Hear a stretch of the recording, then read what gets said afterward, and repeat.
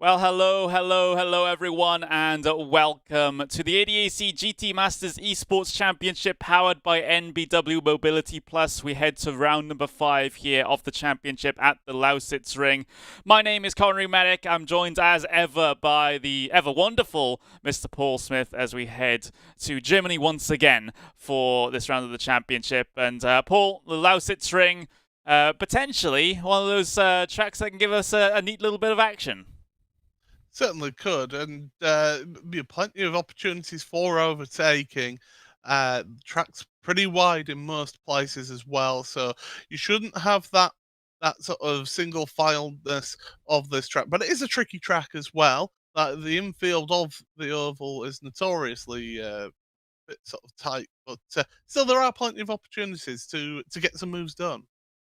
Yeah, absolutely, potentially. But before we dive any deeper into that, here's a little bit of a recap of what the championship is about, and sort of a little bit about how the process was getting us here to this round number 5. Hello everyone, and welcome to the 2021 ADAC GT Masters Esports season. Welcome to the next level of esports racing. 7 events across 16 races for this 2021 season. An official GT3 series with 28 permanent drivers and 4 guest drivers every single race, all competing for a prize pool of €100,000. We have a support series this time featuring GT4 cars with 32 drivers that have qualified through the leaderboards the week leading up to the event. The top 3 in that race will win a wild card for the main race in the GT3 season. The points are also heavily weighted towards the very top couple of positions to really encourage the drivers to go for those top spots. The driver with the most points, of course, at the end of the season will be crowned our 2021 ADAC GT Masters Esports champion. We have 2 races on every single race day for GT3s, but of course we are split up by that GT4 race right in the middle. We head to Oschersleben for round number 1. We go through the season visiting at most of the most well-known circuits in the real-life ADAC GT Masters season. Make sure you join us for the next level of racing.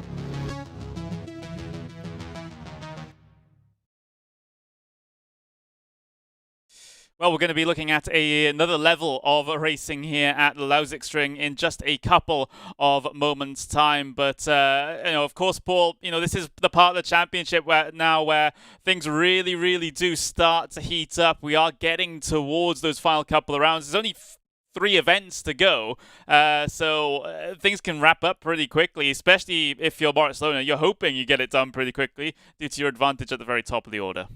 If you're Moritz Lerner, you've basically just got to accrue those points, play the sensible game, not do anything risky, and just work your way towards that championship. But others now behind need to start making some big moves, working their way up to the front and getting some big points in these last 3 rounds.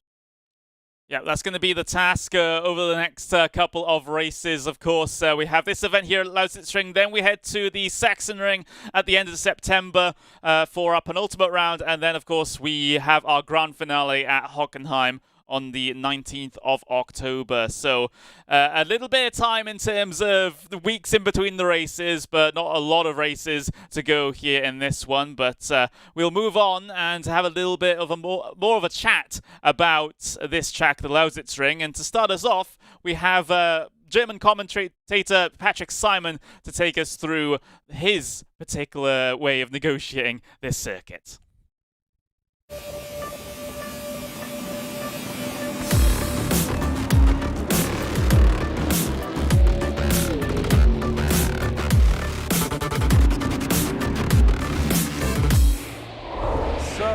Welcome to the Lausitzring, which is, in my opinion, one of the most exciting racetracks in the calendar. A lot of overtaking because we have so much high speed, really tough braking points. So let's see what we can find out here on this track layout. First braking point, quite hard, end start and finish, then very fast left-hander into this right-left combination, hard curbing on the inside, but still very fast. And now shift down to first gear, the slow part, before we head to the back straight. Here you need fantastic traction, close to the wall on the exit, and then flat out acceleration, more up to 250 kilometers per hour before we really hard on the braking point again. Down to third gear. Fast entrance, but not too tight. Right-hander, and now we need to be gentle on the throttle. Wait for this never-ending corners. And now hard on the curb on the exit to gain as much speed as possible for the next straight line. Short braking, good aero corner where you really carry a lot of speed into the right-hander. Wait till the end of the curb on the inside before accelerate. And then another hard straight line. And one of the best overtaking spots in real life racing. So we have to find out today if it's also a good overtaking point in the esports world here at the Lausitzring. So 2 more corners to go, and then the last one. Ooh, a little bit too late on the braking. Back on track, all good. First gear, left-hander, again, all the traction, all the speed you need to go back to start and finish through Champ Car turn number 3, and that's it.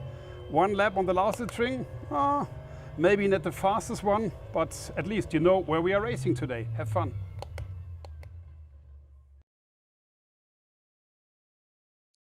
Well, thank you very much, Mr. Simon, for taking us through a little bit of a lap there of the Lausitzring GP circuit. Of course, this circuit can come in many configurations, a few of them even using more or less all or even part of the oval here. Of course, we'll only be able to use get onto that oval circuit for the last turn and, of course, that run down across the start-finish line. But a very varied track that has a lot of interesting elements, a lot of heavy braking zones at this particular layout. It certainly does. It's going to be a case of getting your line right, getting the run out of those slower corners onto the straights there to carry the speed down the straights to give you the best opportunity. Maybe not going on the grass in the final 2 corners, but these drivers that we're going to be seeing here today, 32 drivers, 32 of the best esports competitors in this environment. So I don't think we'll be seeing too much of that, but they'll be going side by side, knocking bells out of each other in this race. Well, that's what we're hoping for anyway. A bit of excitement out there, but it's a challenge, but it's one that all these drivers are capable of. I think the stewards are not hoping for too much contact.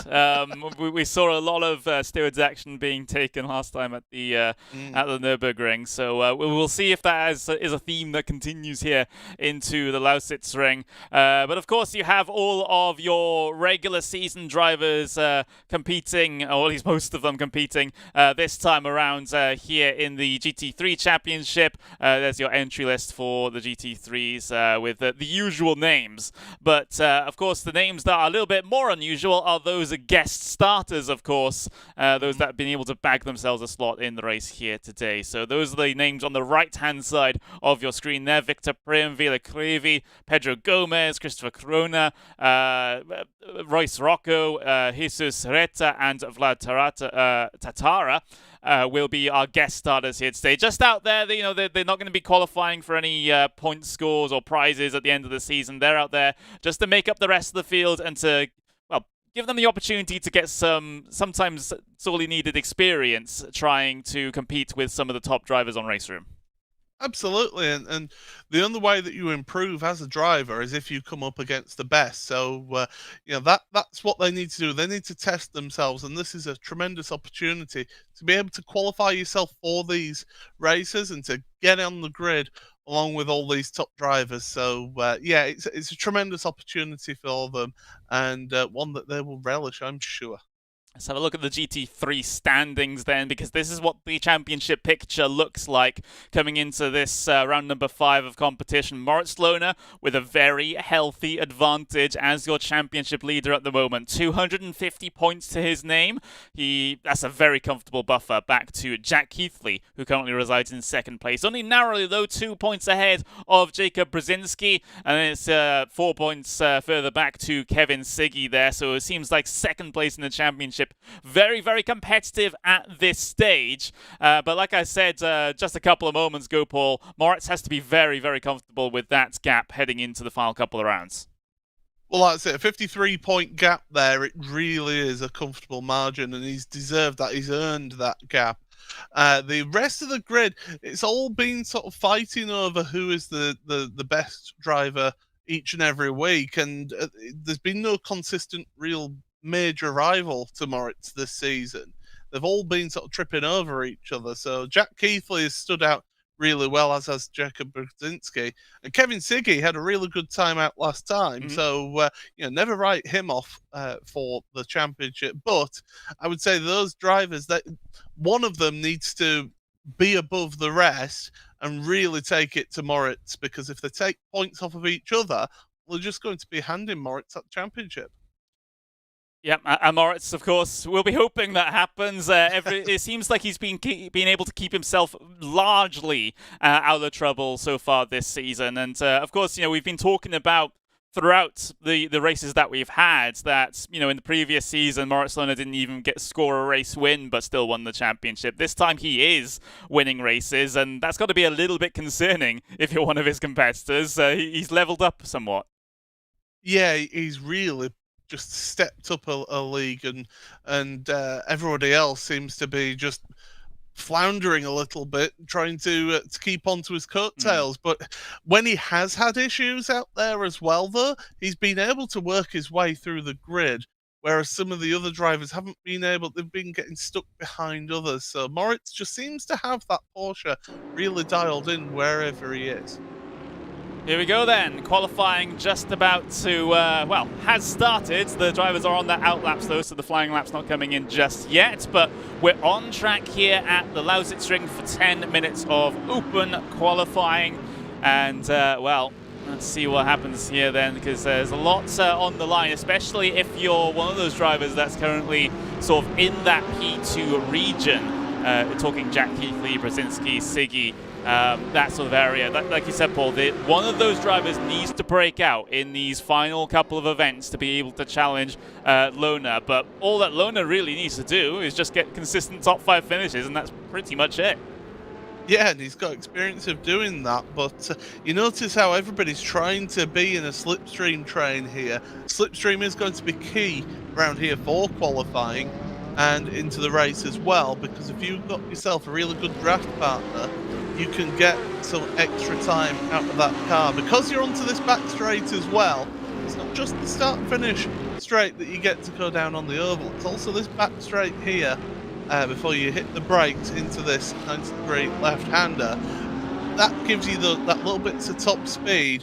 There's quite a few, there's a few long straights in the midfield as well, in the infield of this race. So again, down here, that slipstream is going to be key. It really is. It opens up the opportunity to head down the inside here potentially, but it's an opportunistic move. You're more looking for the exit to that long right-hander and then getting yourself an opportunity down in towards turn number 10. Just like Mr. Simon, our German commentator, said, happens in real life. Turn 10 is the place to watch for overtakes here, at least in the real world. But like I said, let's see if that translates on over into the esports side of things as well. So drivers just about coming towards the end of the first set of their flying laps here. Everyone just keeping keeping each other in check inside of those big slipstream trains. Maybe that's the way to go here in qualifying. The first sets of lap times starting to be set as these drivers head their way through and across the line. Florian Hasse going fastest of everyone so far in this event. And, good baseline to build off of now for the rest of the session. I'm seeing a lot of these cars bottom out coming through turn 2. Yeah, there's a number of places where they're bottoming out, so they're really running as low as they possibly dare, and catching those curbs, it's just causing the sparks to fly up there. It won't be affecting them too much. It would only really affect you as if you were bottoming out as you're in the process of turning. It just make that car suddenly not react how you want it to. So they won't be too concerned about that. They'll just happily abuse those curbs to go around the circuit. But yeah, turn 10, that's going to be a key overtaking opportunity, I would think. You could possibly see somebody try and make a move into 12, which is one of the final couple of corners. Otherwise, out there, turn 6 potentially. There's 2 or 3 good opportunities around this track. It's, as you mentioned, Connery, getting the run out of that long sweeping turn 9, heading down towards turn 10 here. That's going to be one of those big opportunities. Nice long straight into a hard braking zone. Yeah, but as I say, potentially into this corner here, we could see a move happen in the race, but we'll have to wait and see. Lots of opportunities for lunges, I get the feeling here, as we ride on board with Nikodem Wisniewski at the moment, who's a little bit down the order in terms of points. He sits in P number 9 at the moment, but he's not too far behind Marko Pejic, not too far behind Bens Banki either, so that's sort of in the region of 7th place in the championship. Wisniewski currently 4th in qualifying, ahead of all those names I just mentioned. So as long as he can convert that into a race result as well, he'll be sitting pretty happy with a P4. But with his pace right now, he's not too far off of Price. So in qualifying at least, certainly still very competitive. Just a tenth of a second behind, tenth of a second between P1 and P2 as well, as Wisniewski goes fastest through Sector 1. Yeah, he's got a good run through that first sector. It's keeping it up throughout the lap, though. That's going to be key for this one. Worth pointing out, Jacob Brzezinski, one of your championship contenders, down in 15th at the moment when it comes to qualifying. Kevin Siggy in 12th as well. So, you know, Jack Keithley is the closest of those 3 to Moritz Lerner in qualifying so far. Plenty of time still left in qualifying, though, worth pointing out. So don't write them off yet, but do write off that lap from Nikodem Wisniewski. Yeah, that's not exactly ideal there from Wisniewski. He will be able to get out, set at least another lap here, so it's not the end of the world for that driver, but still not very ideal. Let's see the Porsche, the very lonely Porsche, it looks like, of Moritz Lerner out there in amongst all of the Bentleys at the moment. And, well, fastest through Sector 1, little bit sluggish on his personal best through Sector 2. Sector 3 is where he can make up that whole bunch of time, especially with the help of the draft from that Bentley ahead of him. Of course, one of his teammates there sitting right ahead. So, Lerner, like I said, the highest placed Porsche at the moment, P2. Next highest placed Porsche is Marko Pejic in P9. What's the lap time going to be this time around, though, for Moritz Lerner? Is it good enough to get up into a pole position? It's a good time. Beats his personal best, but can't surpass Hasse. He's 1,000th, excuse me, of a second behind. Yeah, and Hasse, of course, is his teammate. They've got to be careful coming out of pit road like that when somebody's coming round, because they could have just affected that Corvette driver's lap time there, even at the start of it. And yeah, the Corvette drivers decided to take it back to the pits and go again. So I don't know whether the stewards may potentially look at that. I don't know if they do to cover the qualifying. But yeah, pit exit in qualifying, you've got to be careful if somebody's coming round. But Isaac Price, I keep on saying this every time we do this series, it just seems to be getting better and better as he gets more and more comfortable in that Bentley. Yeah, he has gone from strength to strength, and well, maybe a little bit too late as far as a championship hunt is concerned for Price. He's down to P13 in terms of points, but maybe by the end of the season he can secure himself inside the top 10, get a little bit of prize money as well. That wouldn't be too bad for the British driver as we head into the final couple of minutes of qualifying here. Top 2 separated by 1,000th of a second, as close as you like here in qualifying. But can Isaac Price join them there as he resides in P3, just over a tenth of a second behind? We'll have to wait and see what Isaac can do out there.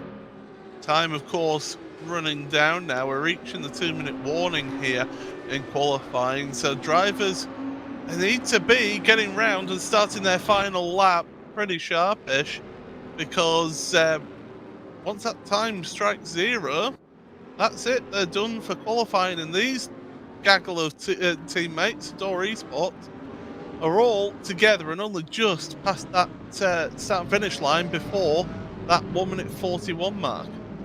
It's so useful when you have friends out there. The 4-door Esports cars all in a big line helping each other out with the slipstream here. So even though there isn't a teams championship, you know, the teams certainly do, well, internally help each other out here in this situation. Isaac Price, though, took the tow back to pit lane, so third place is going to be the highest that he starts here today. Looks like it's going to be a straight-up duel between Florian Hasse and Moritz Lohner, unless go on. With Newski up into third place then, so improves his time. Was down in fifth, but he's got up into third, so good work for him. What can Krippner do? Because he was in fourth place. He's looking good so far. Krippner going purple through Sector 1 and Sector 2, and he doesn't have any draft to help him out here either, so he's doing this all of his own accord. Can he link up this final sector in such a fashion that he can go fastest? A little bit of a slide there through the left before he nails the throttle up onto the banking. Now it's full throttle pretty much all the way to the line. The results will come up early, but track is still active, and we'll get to know whether Leonard Krippner is able to come across the line and do any better. No, it is not going to happen for him. The Door Esports cars just about to head their way across the line now. They will not swap around either, so Florian Hasse, pole position here today at the Lausitzring. That's a great performance from Florian to surpass his championship leading teammate here at the moment. He'll get himself another little point on the Pirelli pole position award here today. Yeah, that's a nice little added bonus for Florian, and we've seen how good he is out there. And drivers now just get a few minutes to make sure they've got the race set up on board and correct fuel for this first race. Of course, 20 minutes is this first race of the evening. But yeah, these Door Esports teammates, they really do work well together, and they've got a really competitive team. Kevin Siggy, he'll be wanting a good start to this race, because it wasn't the best of qualifying for him out there. Yes, Siggy a little bit further down the order than he perhaps would have wanted. That's unfortunate there, especially considering how close the battle is for P2 in the championship at the moment. Seems like a good group of the Audis that aren't Florian Hasse had a couple of problems there in qualifying, most of them outside of the top 10 here today. In terms of manufacturers, we still have an okay amount of variety. Of course, we saw that big clump of Bentleys towards the top of the order, but pole position sitter is an Audi, and the fellow front row starter is a Porsche. So try as they might, the Bentleys all have to fall in behind. We do have a handful of Corvettes here in this one as well, handful of Mercedes, but they're both of those categories of cars more towards the bottom of the order, not really preferred for this circuit, I suppose. Yeah, I mean, there is a balance of performance out there, and the drivers, you know, they do get to see that balance of performance beforehand. It hasn't been adjusted during the season. The drivers know exactly how things are. So sorry, I'm just actually trying to find. I saw that I had my notes here with the balance performance, and I've just lost it. So, but yeah, here we go. Right. So for the Lausitzring, you're looking at a 1% horsepower reduction for the Audi. There's no balance performance for the Bentley or for the BMW. Corvette has a 10 kilogram weight penalty and a 2% horsepower reduction. The Mercedes has a 5 kilogram weight penalty and a 1% horsepower reduction. And the Porsche, no balance of performance adjustment.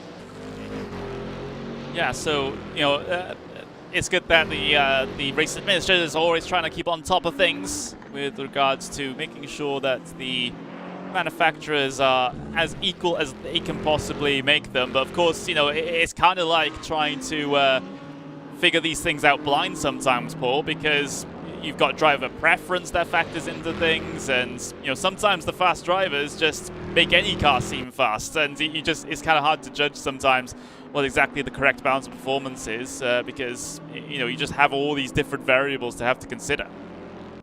Yeah, and you generally find that the top drivers, they can seem to work their way around balance of performance issue.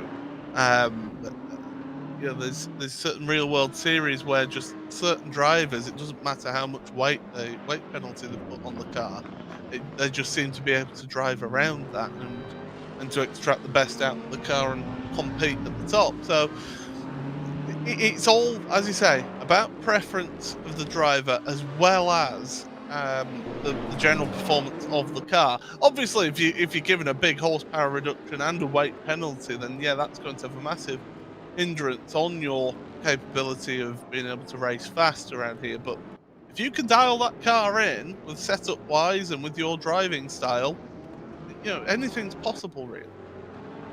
It really is. So that typical racing driver excuse of, oh, the balance of performance wasn't in my favor, doesn't always apply here in this one. But 3 minutes left of the warm-up here before we get ourselves the grid set. Will be, of course, a rolling start here in this series. When we get to the GT4 event after this, we will have a standing start for those guys. So a little bit of variety. Always a spice of life here in these things. But there was a little bit of a discussion in the driver chat a little bit before this race due to where the pole sitter actually spawns in on the grid, whether or not they can actually swap them around to the leader's preference. But yeah, it's all those little things that do matter. I know, for example, at the Nürburgring, for example, the pole position sitter has to start on what would technically be the outside, coming down in towards turn number 1, and there's a few tracks like that too, as well. Yeah, I mean, just look back to the 90s in Formula 1. Ayrton Senna, of course, famously wanted pole position changing at Suzuka in 1990, but never did get that changed. And lo and behold, went and drove into Alain Prost's car, taking them both out. But that was what happened there. You won't see that here, of course, but the pole position driver does come in on the left-hand side of the track, which is offline, yes, but it gives you the inside line for turn number 1 here. So it swings and roundabouts. And of course, don't forget as well that you are going to be in control, if you're on pole position, of the pace of that field once we get the race start. So it's all on you, really. It really is. And of course, here at the Lausitzring, a little bit of a short run down in towards turn number 1 from when we'll get the green flag. Of course, the stewards in this series have preferred to leave the race start signal till relatively late, so it might only be a very, very short while before they actually have to hit the brakes in towards turn number 1, which will mean that probably most drivers will still be stacked up side by side. So let's see if that causes any issues here on the start. Hopefully not, but we have had our fair share of start issues here in this one, Paul. Certainly have, and you were quite right to point out that we had that round last time out, wasn't it, where the green flag got called pretty much as the leaders reached the gantry. So yeah, it certainly caught a few people out. Did that one? They were waiting and waiting and waiting, and then waited some more, and then we're going right. So you've got to be on your toes if you're at the front of the grid. The back of the grid have just got to be make sure that they're in line. Make sure that everybody's in line so we can get a nice clean getaway. Just having a look at Royce Rocco from the US here in this series. Don't often see any drivers from North America in this particular series, but Rocco getting himself one of the guest starting tickets into this event at the Lausitzring. So it's great to see him, and of course in an American car as well, which is the combo that I guess you would kind of have to go for in this one. But the warm-up is over. The gridding process will start in a couple of moments' time. It's worth reminding everyone every single time, though, that even though it's technically a standing start in the sim, the drivers will do their own pace lap and own rolling start as controlled by race control. So you'll see the green flag technically being waved, but we do have to do that pace lap, and we'll have an extra 2 minutes added to the race time to be able to facilitate that. Yeah, and it's really worked out really well this season. I do think it's something that has worked particularly well with this series. Having that manual pacing lap, it's certainly fitted this series, with it being a GT series, you don't often see GT series have a standing start. So yes, definitely great to have this manual procedure working. Now, does anybody actually get put in third place on the grid? It doesn't look like it No. to me. No. So, yeah, Wisniewski is missing. So that is a bit of an awkward one. Wisniewski, for some reason, has not been able to take to the grid there. There he is. Oh, he's had a technical problem. Oh, no. That's awful. So he might be able to get in, maybe start from the pit lane if he's able to join back to the server, but that is awful there for Wisniewski, looking very good in qualifying. Like I said, you know, qualifying on the second row of the starting grid, but then to have it all be worth nothing because of a technical issue. I mean, happens in real life. I guess it's only right for it to happen in sim racing as well. Yeah, happens in real life too. Technical problems. Famously, I remember in the real world as well, driver getting left on the grid when the warm-up lap started with no wheels on his car. That was Ralf Schumacher at Spa in 2001. So, things can happen that affect the start of your race. You can bin it on your way around to the grid, like Sergio Perez found out this weekend, but not that that mattered really. But these drivers now, they'll be preparing themselves, getting tyre temperature in. You can see Florian Hasse doing the weaving, whereas Moritz Lerner just happy just to stay online. There is a little bit of a thought that the weaving doesn't actually produce that much tyre temperature. It's more power and brakes, accelerating then braking, that produces more tyre heat. So different schools of thought. Some do the weaving, some don't. We'll see how that all pans out for us here. It reminds me of that famous clip from Formula 1 where you had everyone weaving, and then you had Kimi Räikkönen just sort of going dead straight down the road, just not caring about it. That's kind of what that reminded me of right there. But of course, continuing on this place lap, at some points the drivers will have an agreed upon position on the track where they have to then file up a double file. And it looks like this is going to happen here. Coming through the final couple of corners, they'll have to then remain double file all the way until the start signal. And then once they hear that text command, or once they see that text command, then that is their signal to go racing here today at Lausitzring. So, the ADAC GT Masters Esports Championship, round number 5 here at the Lausitzring for 2021 is about to get itself underway. Race number 1 is green as we head our way down in towards turn number 1. Look at that start though from Isaac Price and the Bentley around the outside of Lona, around the outside of Hasse as well. 2 positions in the first corner for Isaac Price, goes from 3rd to 1st. Fantastic move there from the Brit. A little bit of fighting behind though. Keith Lee involved in a little bit of contact. Oh, this is going to be a big mess here. And now you can see Keith Lee out into the grass. And I would hazard a guess there's a lot of drivers in the mid-pack that would have picked up bits of damage. It goes from bad to worse for Williams Esport. They have Nikodem Wisniewski have a technical problem, and now Jack Keithley at the back of the field there. Absolute nightmare for them out there. But what a launch by Isaac Price. He must have the best reactions on the grid out there, because he just seemed to get the jump on everybody. That was a fantastic start from Price. My words, that was, he must have timed that to perfection. Of course, stewards, we'll have a little bit of look at things to see if he went at the right point and did that all legally, but I hope so, because that was a fantastic sequence of events through the first couple of turns, and now Price looking to try and pull away at this stage. Look, he's gapped back to Hasse already, 6.5 tenths of a second. Price is not hanging around for these guys. Certainly not, but why would you? Why would you be wanting to give those guys behind a slipstream? He's wanting to run away with this one.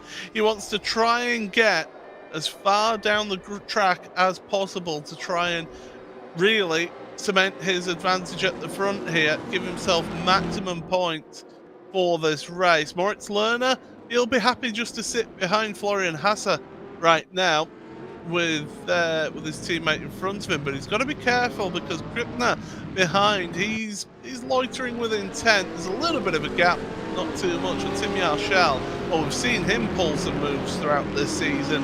He's there, 5th place, pushing hard, but not able to keep up with these guys in front of them. Yeah, so there he is in that Bentley there as he tries to follow in the tyre tracks of Leonard Krippner. So it's Price at the front. Gap has come down just a little bit from when we last mentioned it. Seems like Hasser has gotten his tyres up to correct temperatures and pressures and can now go chasing at the Bentley a little bit further down the road. But look at that. Germans all from P2 down to P5.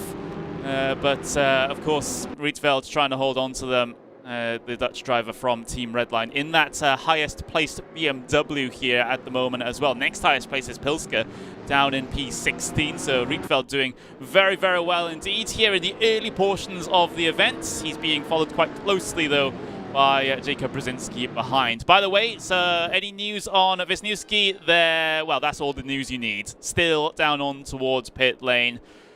That's a big shame for the Polish driver. It is. It's a massive shame. He had a great opportunity there, having qualified in 3rd place, and really had the chance to be able to take the fight to the Door Esports drivers. But unfortunately, he's not able to get back out there on track. It's a massive disappointment for Nicodem. And as I say, bad day for Williams Esports because Jack Keithley was moved up to 22nd just now. He's behind Thibaut Casamont. In fact, that was a car off. That was Casamont. Yeah, so Casamont having a few problems there. Didn't quite see what it was, and unfortunately, it's some technical limitations. We can't actually do replays here on the English stream. But Thibaut Casamont having a few problems there. Now down into P27 on track, so not ideal. A couple of seconds now behind Royce Rocco in the Corvette down further through the order. So a little bit of a recovery drive needed for the Frenchman here in this one. Let's have a look back towards the front then. Tim Yarshall, he currently sits in P number 5, following quite closely to Leonard Krippner once again, but again hasn't really shown any signs of getting past just yet. It's been pretty, apart from that crazy start, it's been pretty docile here at the front. Yeah, nobody really making some moves at the moment, but the thing is, you've got to think about that reverse grid as well and get yourself into that top 10, and that inverted grid will help some of these drivers out. Kevin Siggy at the moment in 11th, trying to break into that top 10, but he's got Ben Spanke right in front of him out there, so he's not the easiest to get past, is Banky, I must say. I'm very impressed with his defensive driving this season. But yeah, Tim Yarshall is in a good position right now, can pick up some really good points, and it gives him a solid starting position for the second race so far. But he, of course, he wants more. Yeah, absolutely. Certainly wouldn't blame him at all, especially with how close he's following Krippner at the moment. But still, no opportunities. A show of the nose just to make sure that Krippner knows what's up. Just makes some movement in his wing mirrors so that he has to just focus his attention, or rather divert his attention just a little bit. And sometimes that can indeed put drivers off. But Yarshall, still plenty of time left in this race to be able to pull off any moves. 14 minutes left to go, nowhere near the halfway point at this stage. Still very early doors. Of course, this is the sprint race. We'll have the endurance race a little bit later on. Of course, reverse grid based on results of this race to factor into that as well. And indeed, that pit stop that they have to do in race number 2. So the second races here do have a different sort of complexion compared to the sprint races.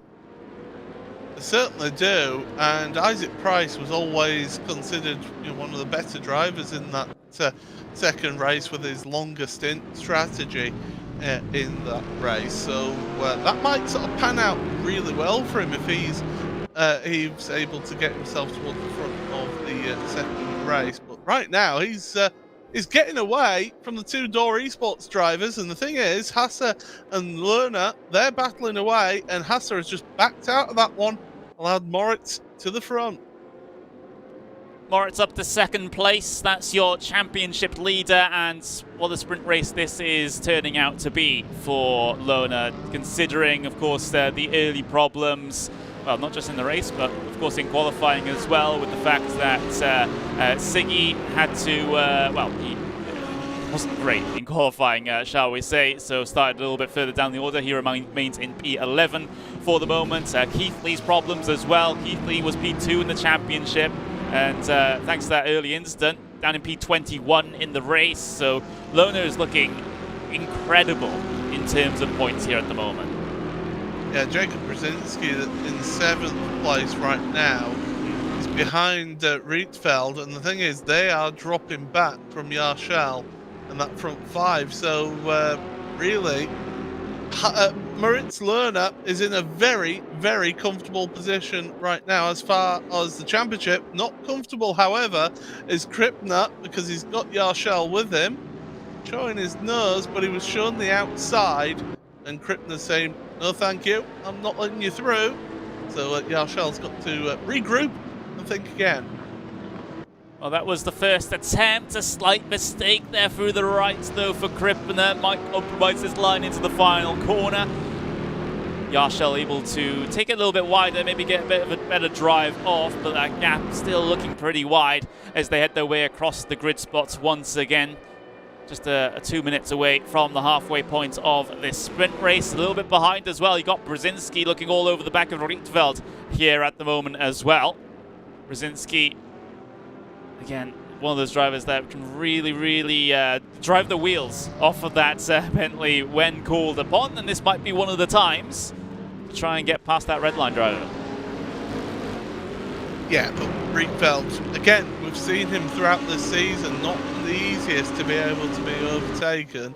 You've really got to assert your dominance over him, and right now, Brzezinski, everything he's trying, he's not able to make any moves on that BMW driver. So, Bentley versus BMW, see how this all pans out. That Bentley's been so strong this season, it really has.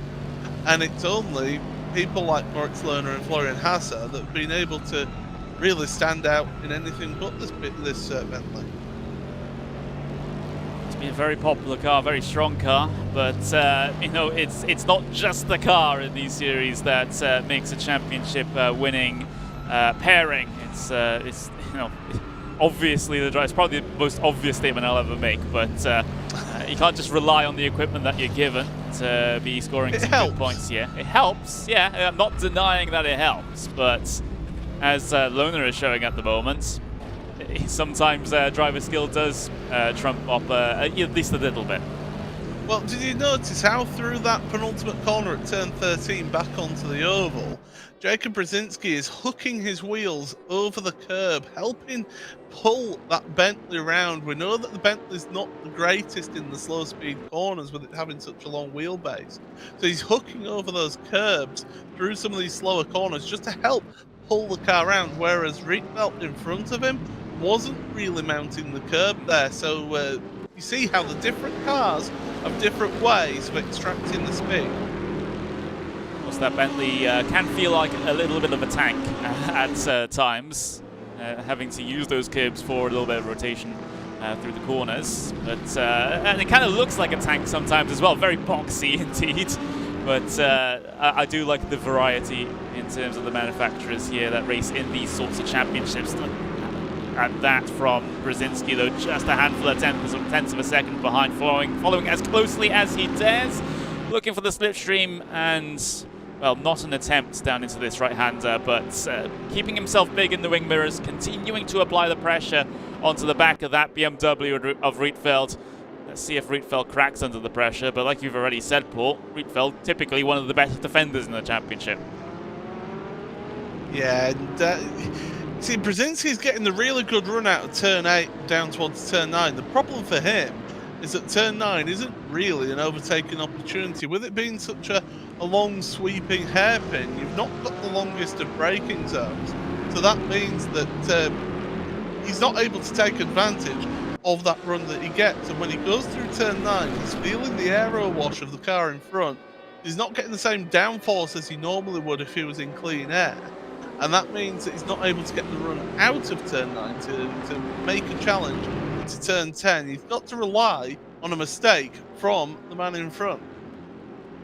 And the man in front hasn't been looking like he's going to make a mistake for the moment. Of course, touch wood. I know how the commentator's curse sometimes factors into these things, but Brzezinski really trying his best at the moment. He's trying to extract the performance of that car in all of the places where that that Bentley is stronger than the BMW, but Rietveld has just been very cool, calm and collected. He hasn't worried, he hasn't panicked whenever that Bentley just almost drives into his rear bumper, because he knows there's going to be a portion of the track soon where that BMW is a little bit stronger and he can pull a gap.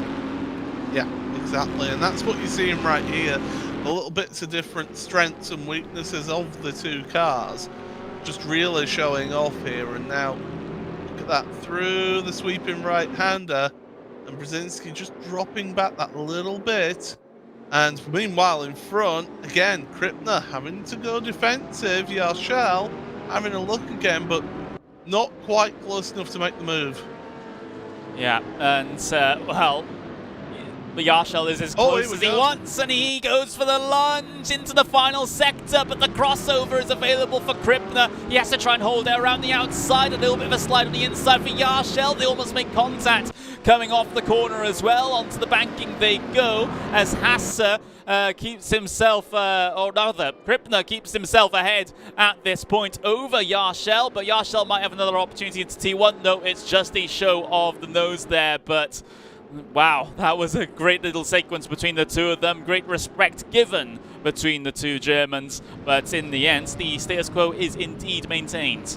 I did wonder, didn't I, whilst we were in qualifying, as to whether anybody would make a move down into turn number 12. But, well, it shows that the opportunity's on, but you've got to be wary of that cutback. And the fact that Krippner could hold that outside line through turn 13 meant that he got onto the power earlier. He caused Yarshel to tighten up his exit, and he could get on that power earlier, which means he dragged it all the way through. But now Yarshel has got to look out behind, because Rietveld is looking very busy in his mirrors. Yeah, Rietveld's going from defense to offense. He has to still be conscious about Brzezinski behind him, but now he has a carrot on a stick ahead of him to go chasing for as well. So let's see how this situation sorts itself out. All three drivers absolutely nose to tail on the way down into the braking zone, and well, let's see how this turns out then, because Brzezinski's looking very strong at this point in the race as well. Remember, we're only coming up to around about 5 minutes left to go here in the sprint race of the ADAC GT Masters Esports Championship. A little bit of a slide, car not wanting to be compliant there in that BMW of Rietveld, and now this might be the opportunity that Brzezinski needs to try and get himself by. He's much closer through the final turn than he has been on all of the laps previous. Maybe the opportunity's there now in towards turn number 1, but Rietveld has the gift of a little bit of slipstream from that Bentley ahead of him to keep himself safe. Yeah, and with it being such quite a high-speed turn 1 as well, it's tricky to make any move into that corner. You need a bit more of a braking zone for you to really take advantage over that. Brzezinski, different line through turn 5 onto the set back straight here. Not really close enough to make any moves, so that opportunity is gone now, and Rietveld can just breathe a little bit easy, although still Brzezinski is all over the back end of that BMW. Just like he has been for the past 10 minutes, it feels like here in this one. It's decent drive for Rietveld so far in this one. The number 6 in the race, going to be pretty handy heading into the second race here today. But let's see if he's able to convert this into a result then. P5 still on the cards, given the right set of circumstances for the BMW Team Redline driver. But for the moment, things are a little bit of a stalemate. You can see BMW again just getting a little bit loose coming out of the corner there. Maybe those tires starting to complain just a little bit at this stage. It was a mistake like that actually gave Brzezinski a slight opportunity last time. But again, you see that different line through turn 12 and 13 that allows Rietveld to get on the power, whereas Brzezinski's having to clamber over those curbs to help pull the car around. So Rietveld very, very comfortable out of that final couple of corners. Sparks flying up as those cars batter over the curb at turn number 2. They really do abuse the curb through there. And now Brzezinski, again, gets closer through that opening sector of the lap. Now when it gets onto the power, that BMW seems to just be able to just get away just a little bit. Brzezinski's just going to have to be patient. It will be a mistake from one of these drivers which decides what happens between them here, because with 2.5 minutes remaining, there's very little to separate these drivers. And that's what we've seen all the way through this season. There's very little between all the drivers out there, so you have to force a mistake out of your competitor. Seems like it's one of the only options that you have to try and squeeze past at the moment. But, oh, look at Rietveld right out into the dirt and the grass on the outside of turn number 9 there, onto the brakes into turn 10. Car's just wiggling around just a little bit under acceleration. That's what we've noted over the past couple of laps here, but not a big concern for the moment. And, well, Brzezinski at the moment continuing to helm the back of that BMW, trying to work on that run coming through the final turn, but none of these previous runs has really worked out for him. Sitting just under 0.2 of a second behind at the moment, and still nothing. Look behind, because you've got that battle for 10th place as well, and Gastner's trying to get past Rüdiger. If they have a little coming together, that's going to allow Banki and Siggy to come through. Siggy's trying to get into that top 10. He wants the reverse grid, and Banki right now, he wants to hold on to that reverse grid here. So it's an intriguing battle at the bottom of your top 10, and they look like they're not flying around either. Certainly not, but look at this. They saw that at the very top, in front of the train. It is Leon Rüdiger, Gastner and Banki following in very close behind. Gastner just getting a little bit wide there through the left. Maybe Banki was thinking about trying to get alongside at that point. Now on the run down in towards turn number 9 here. Only 30 seconds left on the clock here for the sprint race at Lausitzring. Gastner, Banki, Siggy all fighting for P9. Are we going to actually get another lap? It's going to be tight. Well, there's your race leader of Isaac Price. 15 seconds left to go. He's heading his way through the final couple of corners now. Looks like this might be the end right here. This is the final lap. So with only a handful of seconds left to go, here we go. There we go. Time has expired, and Isaac Price will now come across the line from behind the pit wall. He will win the sprint race here at Lausitzring in the ADAC GT Masters Esports Championship. Having a look further down the field, of course, Rüdiger was able to hold on to P8 from Gastner, Banki, and Siggy. Bent Banki will be your reverse grid pole position sitter for the endurance race just a little bit later on. But a pretty relatively calm affair for most of this race. It had its moments of brilliance, of course, especially in lap number 1, turn number 1, where Isaac Price was able to go third to first and then eventually win this race. Yeah, Isaac Price, what a start from him to be able to get that launch from the second row of the grid. Around the outside of 1 as well, that was a tremendous move that he made to go around the outside. So tip of the hat to him. That was tremendous to see out there. But the rest of them, well, they gave us plenty of action, but other than that first lap, there wasn't really any moves made out there.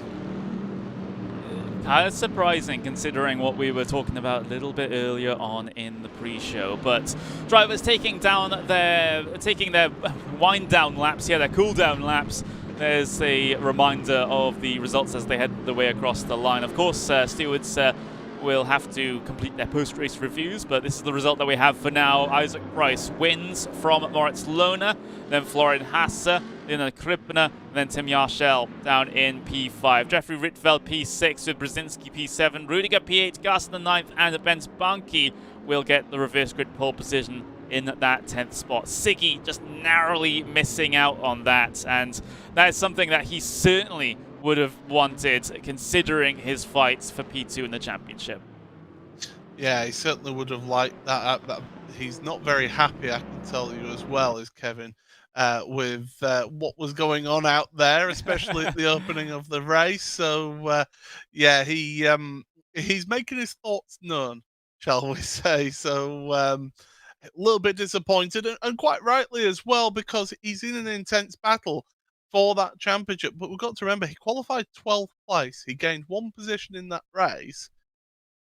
You need to be if you're fighting for a championship, you need to be getting into that top 10 minimum to be able to have a chance of fighting for a championship victory here.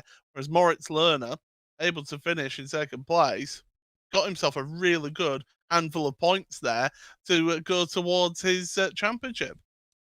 So the points gap does extend here at the end of the sprint race in the GT3 ADAC GT Masters Esports Championship for 2021. But before we get into the endurance race, we do have to talk about GT4s, the support event here for the championship. And, well, it's given us its own little bits of excitement here and there, but it's a similar story in this one, perhaps even more so, with Emre Can running away with the championship at the moment. Let's see if anyone can get within the realms of P1 in the final rounds of this championship. But Cian hasn't been completely invincible so far this season.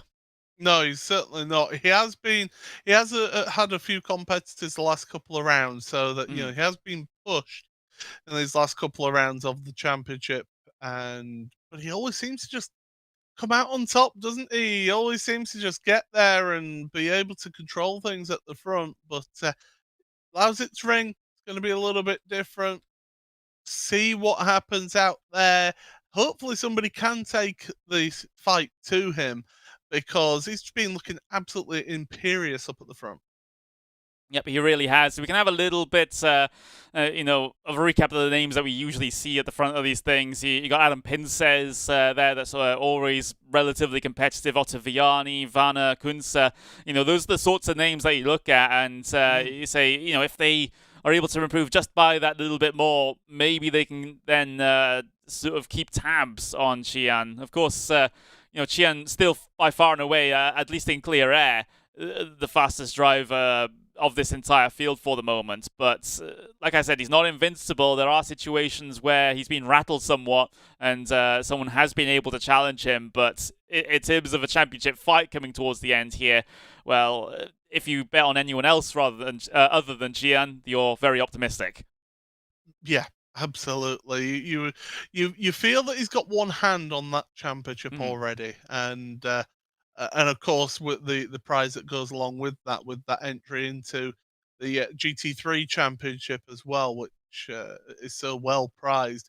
Not having to go through the shootout and qualify for the GT3 championship, that is one heck of a bonus for you there. So he's looking really strong in this GT4 field.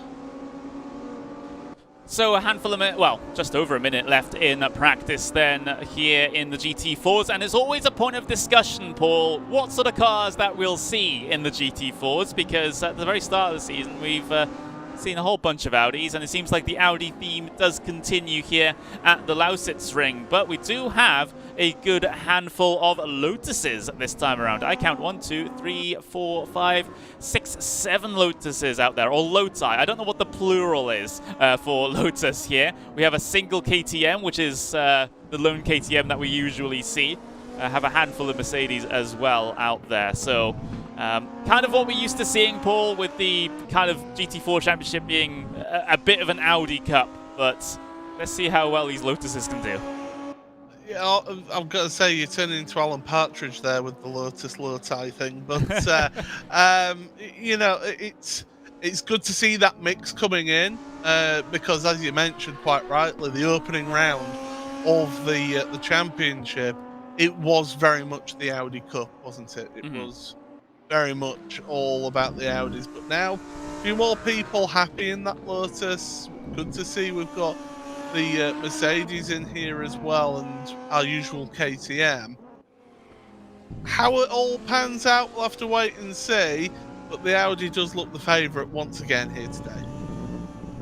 It does look that way, but let's see if anyone's able to upset the dominance. I'm not optimistic about it, but let's hope coming into that actual race event. But before we get to racing, we of course have qualifying, and all the drivers will come up in their one big gaggle, as is tradition here in this one. But it's sometimes a little bit of a task to try and find your own little bit of space to run in.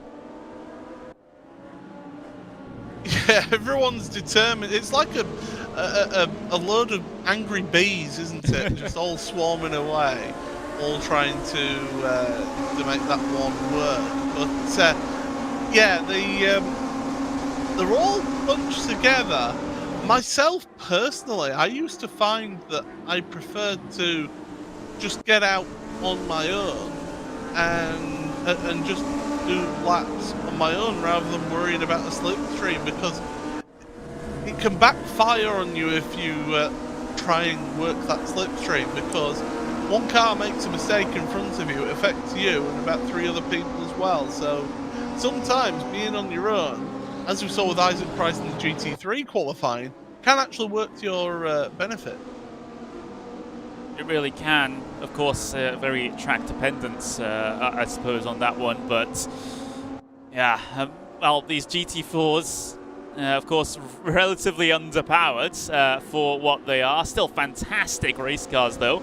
Give us a whole bunch of excitement time and time again in this series in particular. I see no reason why they can't give us a show here at the Lausitzring either. But drivers coming towards the end of their outlaps now. Soon they will get themselves onto the noisy pedal a little bit more on their flying laps.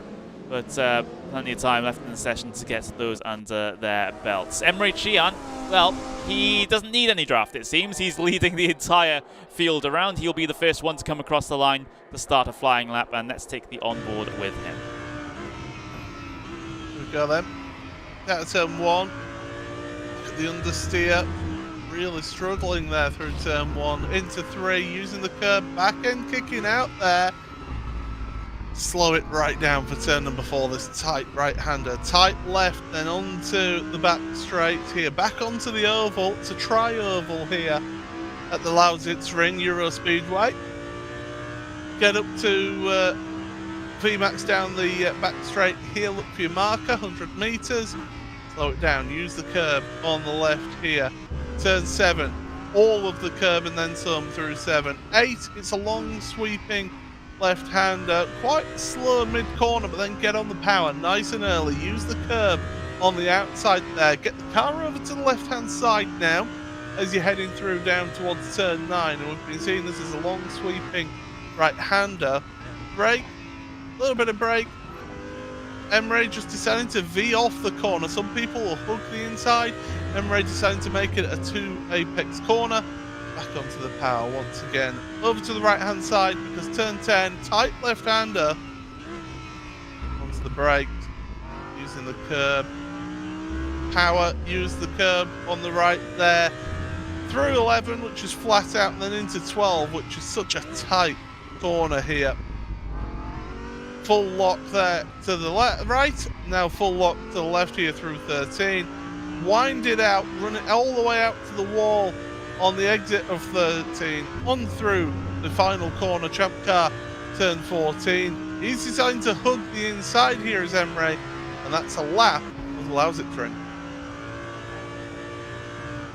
Cihan, the first driver to come across the line to set a lap.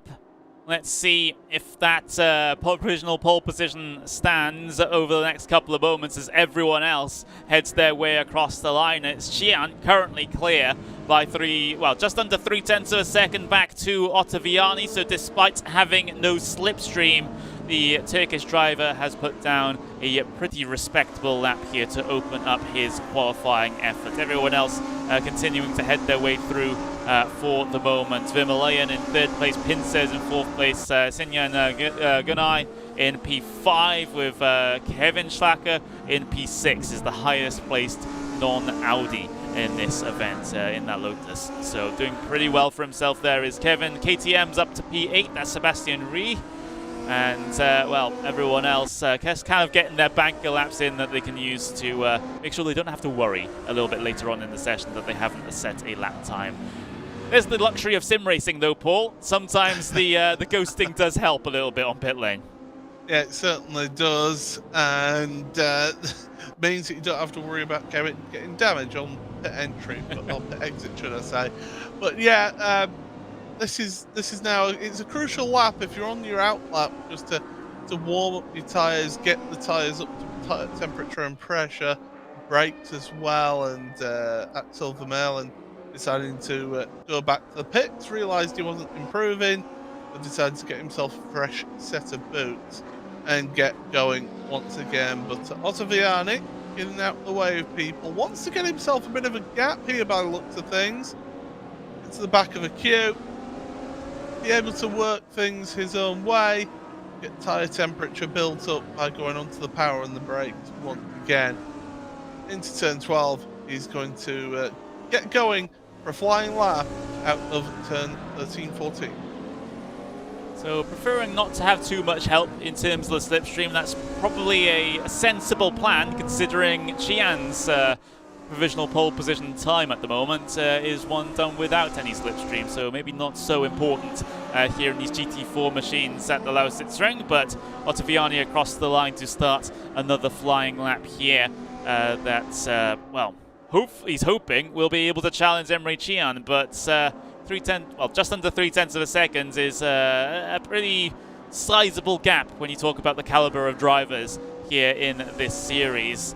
Let's see if anyone else further down the order can make a marked improvement as well, because that mid-pack, if you look at the times, they're incredibly close. It's the main bit of separation is amongst those top 3 cars.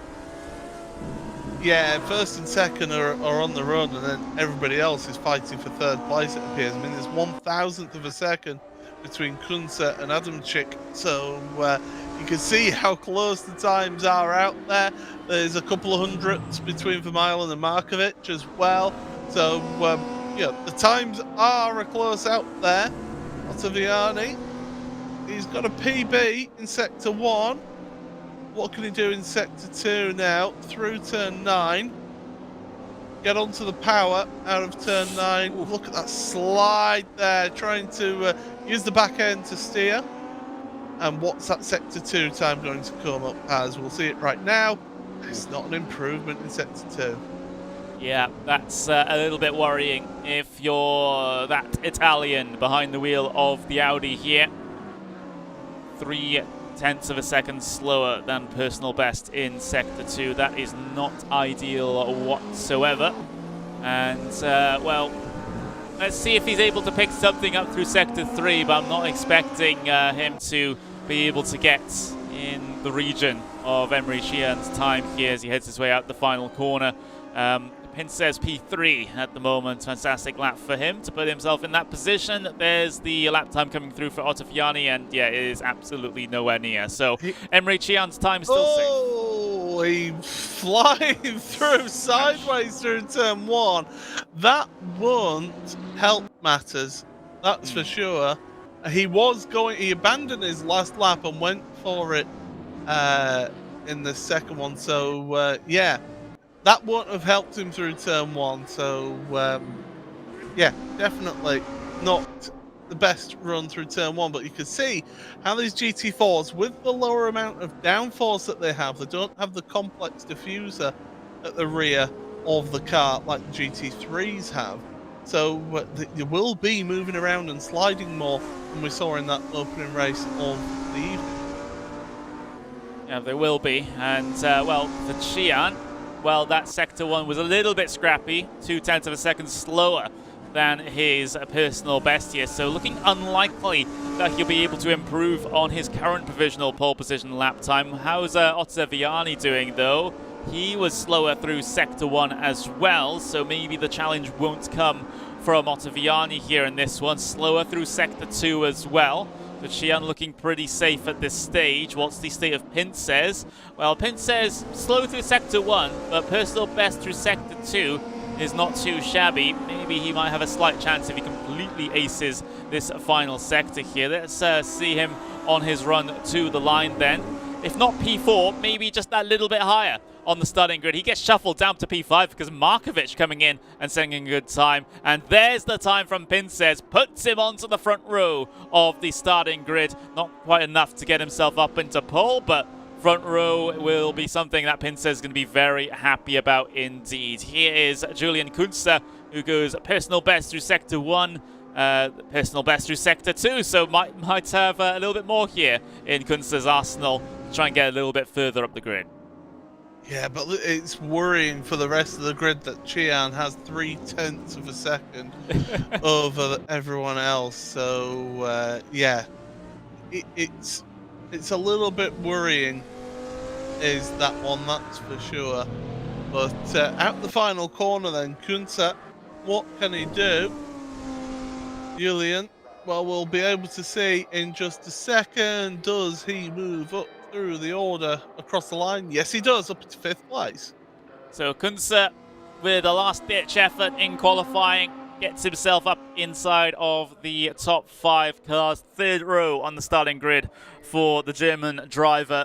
It's, well, Audis from P1 to P5. Alexander Grunwald with a good time at the end of qualifying there. Highest placed Lotus in P6. But then it's a whole group of Audis once again behind before you get to yet more Lotuses further down the order. But relatively interesting qualifying here today at the Lausitzring in the GT4 Championship. But it's a result that we kind of have become accustomed to with with Xian just showing everyone up, I suppose. He just seems to have the edge over everyone, doesn't he? It's scary for today's race that he's got that's so much of an advantage over everybody else. I mean, 0.3 of a second per lap. If you're looking at about 11-lap race, you know, it's going to build up to quite a healthy lead. But of course, the race isn't won in qualifying. Well, unless it's this weekend, but you know, certainly in the sim world, where we've got a nice dry track here, qualifying, you do not win the race in qualifying. Yeah, you've probably picked the worst couple of days to come up with that phrase, Paul. Yeah, but we'll just ignore that for now. But yes, the luxury of sim racing is that we can't have races cancelled due to rain. Of course, no rain in RaceRoom just yet, but you know, even if we did, you know, there'd be no point in just completely flooding the track and not having us run a virtual race. But yeah, I mean, less said about what happened this weekend. Could you imagine if there was a rain delay of sim racing? I mean, the uproar that would happen would be absolutely incredible. Yeah, that would. I mean, you know, the task of simulators is to be as realistic to real motorsports as possible. Maybe that's just taking things a little bit too far. Yes. In that one, I have to wonder. You know,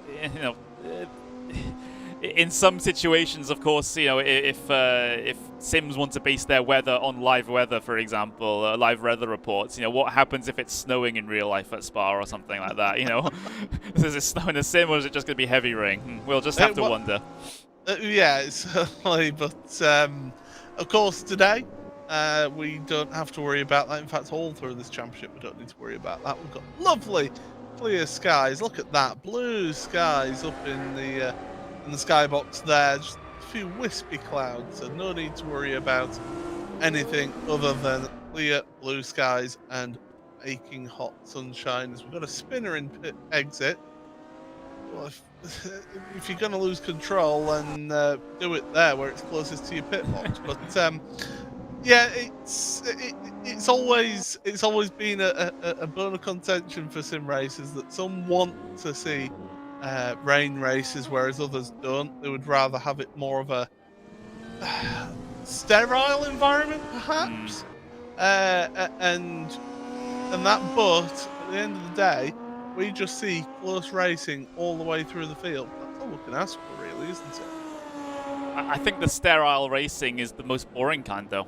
To be honest, because what's the point in having drivers, have an essential skill like being adaptable to certain conditions, certain behaviors of the car, if the track just doesn't change ever? We might as well run in, the exact same weather conditions every single time and not have any sort of changes there, and the drivers will then be able to set those sessions up in their practice, to exactly what it's going to be like in the race, and there's going to be no variety and no surprises. And I think you do need some surprises in racing. Otherwise, it's just boring. Yeah. Otherwise, you've got those top drivers who are full-time sim racers who are able to spend, 40, 50 hours putting practice in, perfect their the setup as well for the conditions that they know they're going to get, and then just all pretty much stay in a line. And that's where I think the inverted grid in the GT3 series does come in a little bit, and it mixes things up that little bit. Some people, motorsport purists don't like an inverted grid. There's also motorsport purists who don't like success ballast or balanced performance changes. We can. You can almost go into sort of a big philosophical discussion about motorsport in terms of, should there be balance of performance adjustments, and should there be success ballast in certain series? We don't get that in this series, but certainly, people will ask that question as to whether that should be part of motorsport and part of sim racing. But what we have got for you is a nice build-up to what proves to be an exciting GT4 race, because these cars, they do seem to produce a bit more close action, with them being less affected by the aero.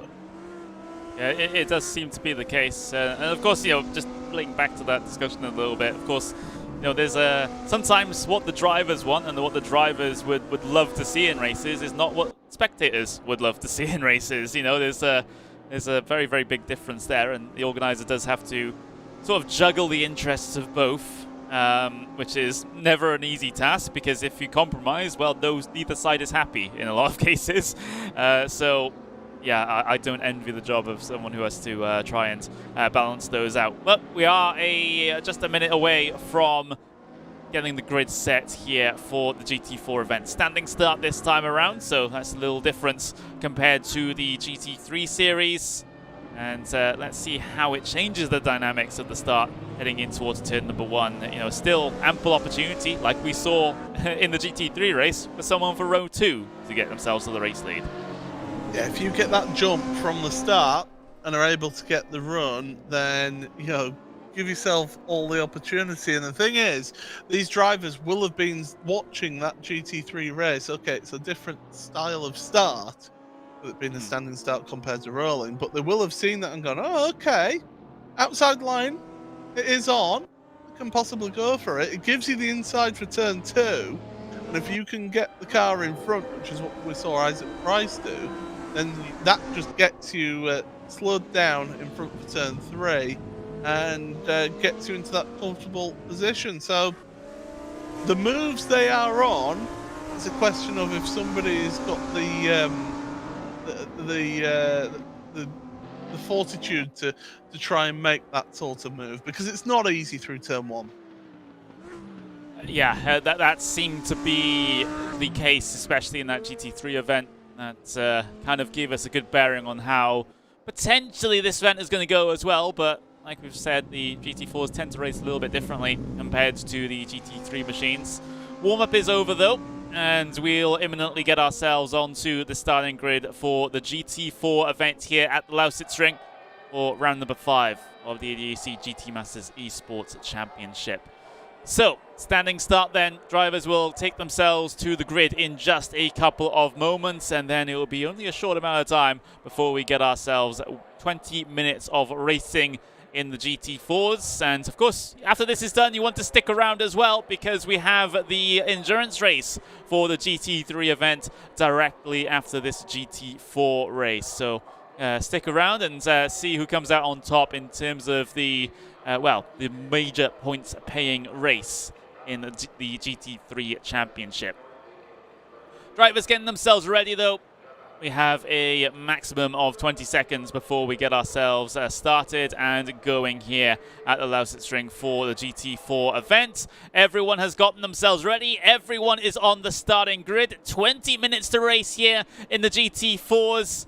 Very long hold before we get ourselves racing here today, but we are go. And Emre Can launches that Audi off the starting grid, covering off the move already from Adam Pincez, as Pincez conscious of the moves from behind, potentially from Ottaviani, as Ottaviani's now having to look behind himself as well, because Kuntz is all over the back of him. Everyone inside the top couple of positions relatively okay, but Kuntz has to be conscious of Markovic as well, looking to try and make some progress here early on.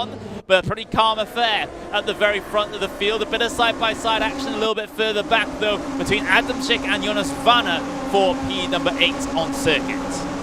Look at them all, 2 by 2, down towards turn number 6 then. Who's the latest of the light breakers? Everybody seems to be sorting themselves out. No sort of serious contact from what we've seen so far, which is good to see. And yeah, these drivers now, they're full intensity. They're pushing as hard as they can, although we do have the spinner there from Rona. Yeah, Christopher Rona out into the dirt, all the way back down into P30, last place on circuit for the German driver of the Audi. And, well, that is not the ideal start to the race by any means. The first and only big casualty so far. Here's Jonas Vanna launching one down the inside of Adamczyk here. The German versus the Pole. Door to door, heading their way through towards the latter portion of this lap here, as Adamczyk has the inside for the right. He's able to slide himself ahead.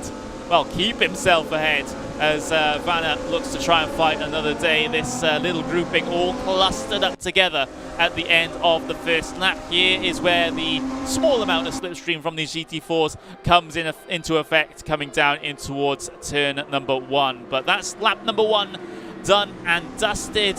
A good handful more to go before we get to the end of the race here, as Vanna continuing to apply the pressure.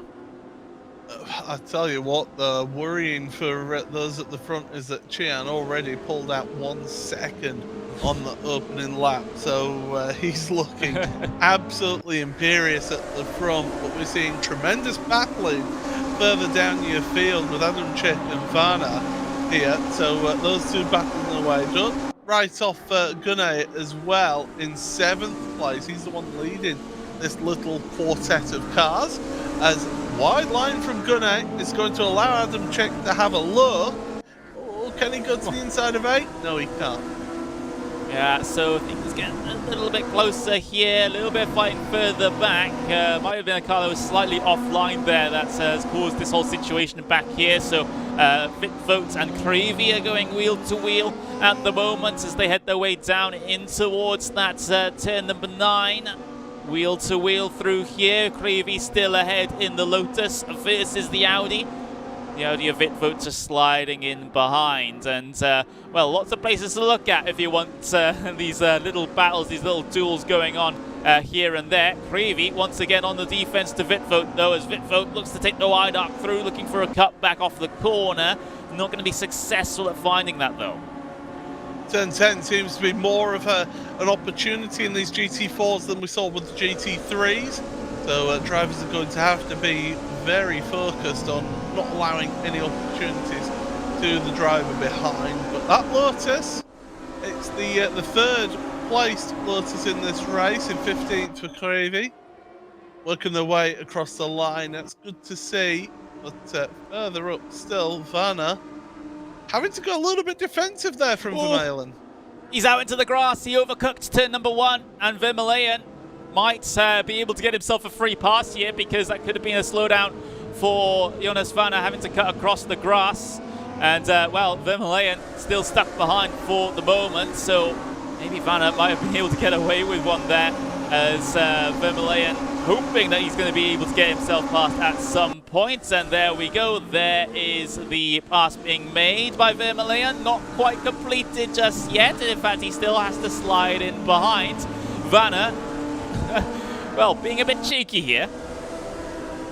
He certainly is. And, well, what's going to be on now? Well,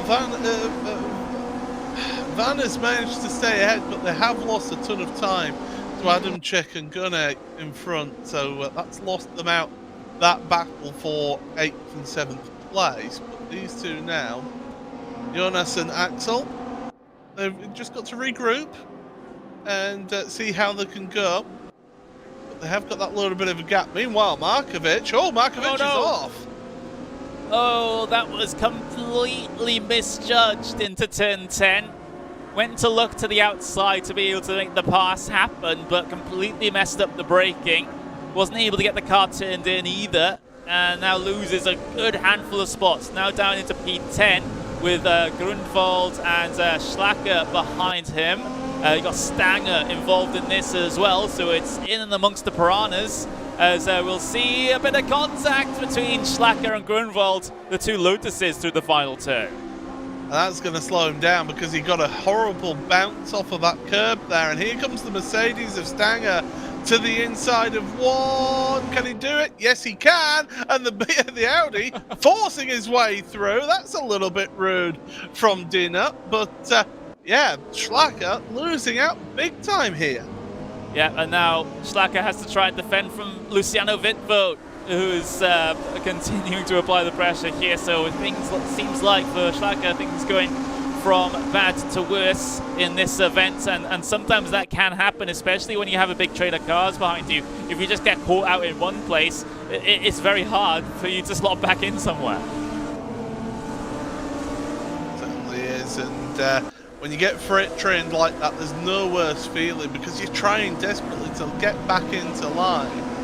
And you just can't find that slot to get yourself back into line. So, yeah, real disappointment from Schlacker there to lose out those positions then. But it could have been a lot worse. But I do think that move from Dina was a little bit rude, a little bit over-aggressive. And now Schlacker is trying to get the move back on Dina. Yeah, he is. And, well, going to play the patience game behind for now, at the moment. Having a little bit further. Oh, no, Schlacker around. Hits the Armco barrier on the inside. He's going to have to, well, I thought he was going to have to Austin Powers it out of that position, but no, he's able to get it swung back around, back on the circuit, albeit down in P24. That is awful there. Meanwhile, battle towards the front. This is battle for P4 and back, starting to heat up now. Kuntze 4th, Gunne in 5th, and Berger in 6th place here. Very close, heading their way across the line this time. And go on. Gunne is actually up from 7th place in all of this, so up to 5th place in that battle. So something has happened out there, which has meant that Gunne is up to 5th and Adam Chick's up to 7th. So somebody has had an issue out there, and in fact, Vanna's got a drive-through penalty. Yeah, Vanna has, well, he's still out there also, of course, because that penalty has just come through. But yeah, we'll have to cycle through the pit lane and get, yeah, ignoring slowdown warnings. So what would we say? You know, we thought he got a slowdown penalty for that cut across turn number 1 that kept him ahead of Vermeulen. And now he's got stung with not serving that slowdown penalty, and he has to take the drive-through. If you don't serve the slowdown, then you deserve the penalty. And he's finding out the hard way. And the thing is, yes, the pit entry does cut quite a bit of the final 2 corners, but because you're going at pit lane speed limit, you're just going to see all those cars just barreling past you down the pit straight whilst you're stuck doing pit lane speed limit. Adam Schick down the inside of Berger into turn 10, but he's overcooked it, goes wide out into the gravel. That's from hero to zero there. Has to slot in behind Alexander Grunwald. But it's another little problem. Oh my word, look at Stanger just diving it down in the inside of 11 there, and is actually able to gain the position. And Dinya might be smelling blood in the water as well. A little bit of a shot to the back bumper coming up towards the final corner, but it's the Audi driver of Dinya that gets through on Adamczyk there. So yeah, Adamczyk going for that offensive move, a lunge down the inside, didn't work, overrun his braking zone, and then all of a sudden the train starts to come through. But we're seeing about how turn 10 is a viable overtaking opportunity in these GT4 cars. It's just that it's more than one driver that we've seen make that mistake of missing their braking point and ending up in the kitty litter and going backwards down the field. It's almost like driving backwards through a very expensive car showroom when you do that. But he's found himself now down into 13th when you think he was in 7th start to fall back. Yeah, it was.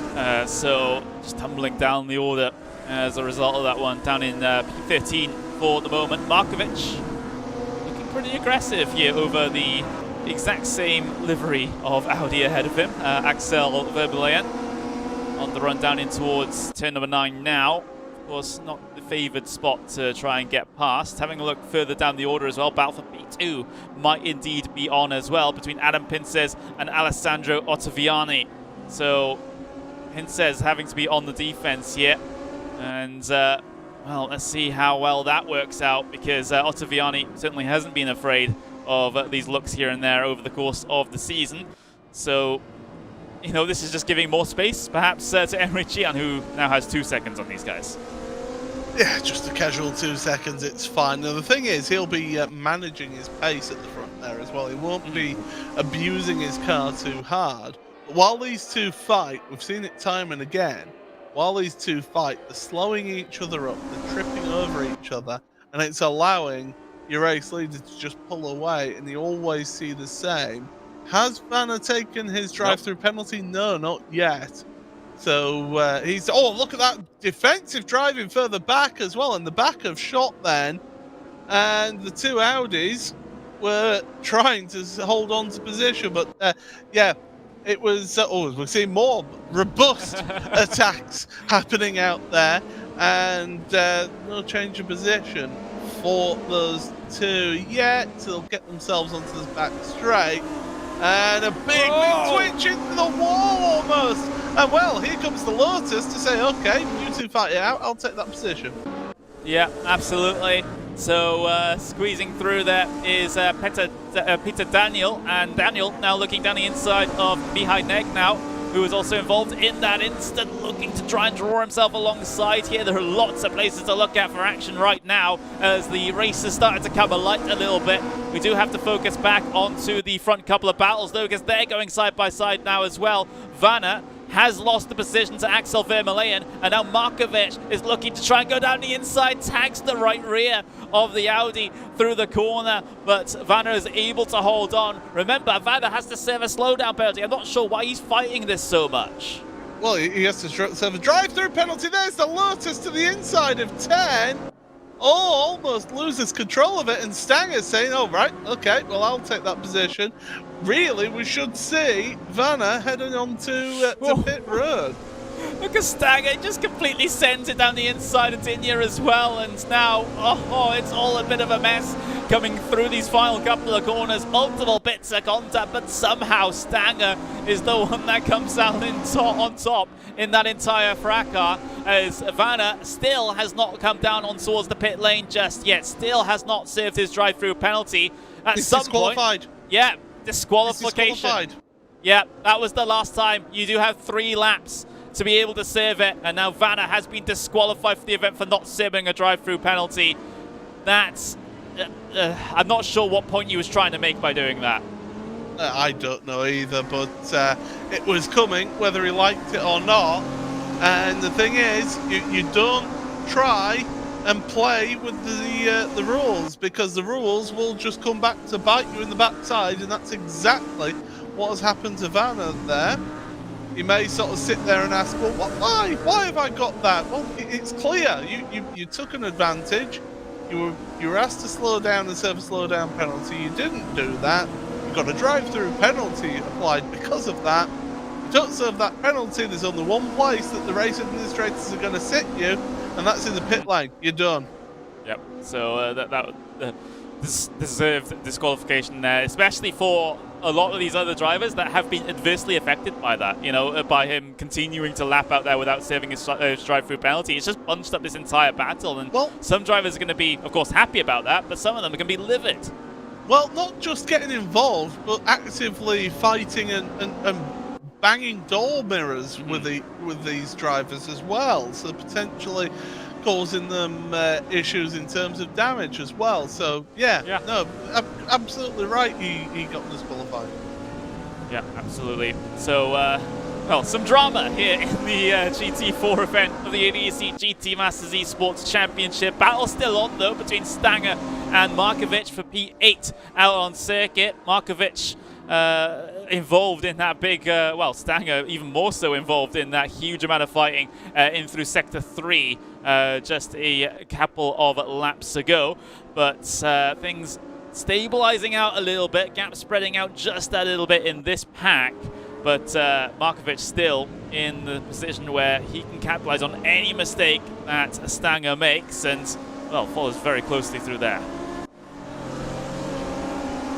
What we are seeing is a tremendous drive from Stanger. He's worked his way through the field. Yes, there's been some robust driving with it, don't get me wrong, but still, good work from the Mercedes driver. When you look at him, he's up there in 8th place. The next Mercedes driver is down in 25th place.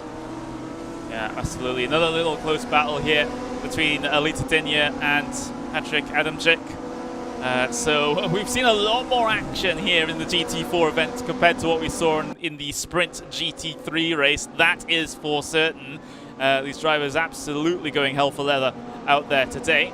We are less than 5 minutes away from the ends though, and again, we do have to keep a slight eye on this battle for P2 here between Pincez and Ottaviani. They've gotten close, but they haven't had a bit of a ding-dong battle just yet, but certainly that can change heading into those final couple of minutes. It's incredible how these two have been able to gap out Kunze by over 4.5 seconds, and yet Emre Can has been able to gap out these two by 3.25 seconds. So that just shows the level that Can is working to right now with 3 minutes remaining in this race. But these two right now, Ottaviani has shown on occasion the nose to try and make some moves, but none forthcoming as of yet for him. But time running out, he needs to start thinking about setting up a move. Yeah, he does. But I don't think he's just been quite close enough just yet to be able to have the option of sending it at some point. And, well, it's the opposite is the case here in this battle, where they've been sending it pretty much every single lap. Stanger still ahead of Markovic for P8. There's also a battle between Grundwald and Dinya for P10 as well. Here comes Markovic once again looking to the outside on that Mercedes. Maybe got a bit of wall there as well, but trying to follow as closely as he can through this section now. And, well, Stanger has a lot of work to do, it seems, before this race is done to be able to hold on to that P8, because Markovic is trying. You can see, though, that through those long sweeping corners, the different lines that the Mercedes is having to take compared to the Audi. That Audi, very, very nippy car. Very, very good through the corners. But that Mercedes is a bit more of a long boy, and just having to work its way through the corners in a different way. But Stanger doing a tremendous job in that Mercedes and holding his own against Markovic out there. And they're trying their best to catch up to the cars in front, but they're a bit too far away to really make any moves towards the end of this race, because we're going to be on to the final lap now. Well, you called it exactly, Paul. Emre Can crossing the line now to be able to start the final lap, and what a drive it has been for the Turkish driver from, of course, I believe it is Team Fordzilla for Emre Can. There it is at the bottom of your screen. Simply untouchable here at the Lausitzring. There's no other word for it. Absolutely untouchable. Well, for P2, that's on screen right now, but Pit says just about has enough of a gap to really not worry too much here on the final lap of things, unless he makes a mistake, in which case Ottaviani certainly might have an opportunity at the end of this one to get onto that second step of the podium. Little fights here and there a little bit further back, though. Of course, the mid-pack has been where it's at over the course of today. Mihai Neg trying to hold on to P13 over Peter Daniel, as Daniel looks to the outside, or rather, it was Neg going to the inside to try and defend that one, more than it was Peter looking to the outside. But 15 seconds left remaining of this event now, and Emre Cihan 3 seconds ahead of absolutely everyone else. There he is out there. You can just about see the battle for P2 at the back of the shot there, but it's just a race with no concern for Emre Cihan. This is the way that you want to win races, to win championships. Not the most exciting race win, but a race win nonetheless for Emre Cihan, as he'll negotiate through the final couple of corners. And now it's 100% throttle all the way to the line for the Turkish driver. He picks up yet another race win in the ADAC GT Masters Esports Championship GT4 support race. Cihan does it again.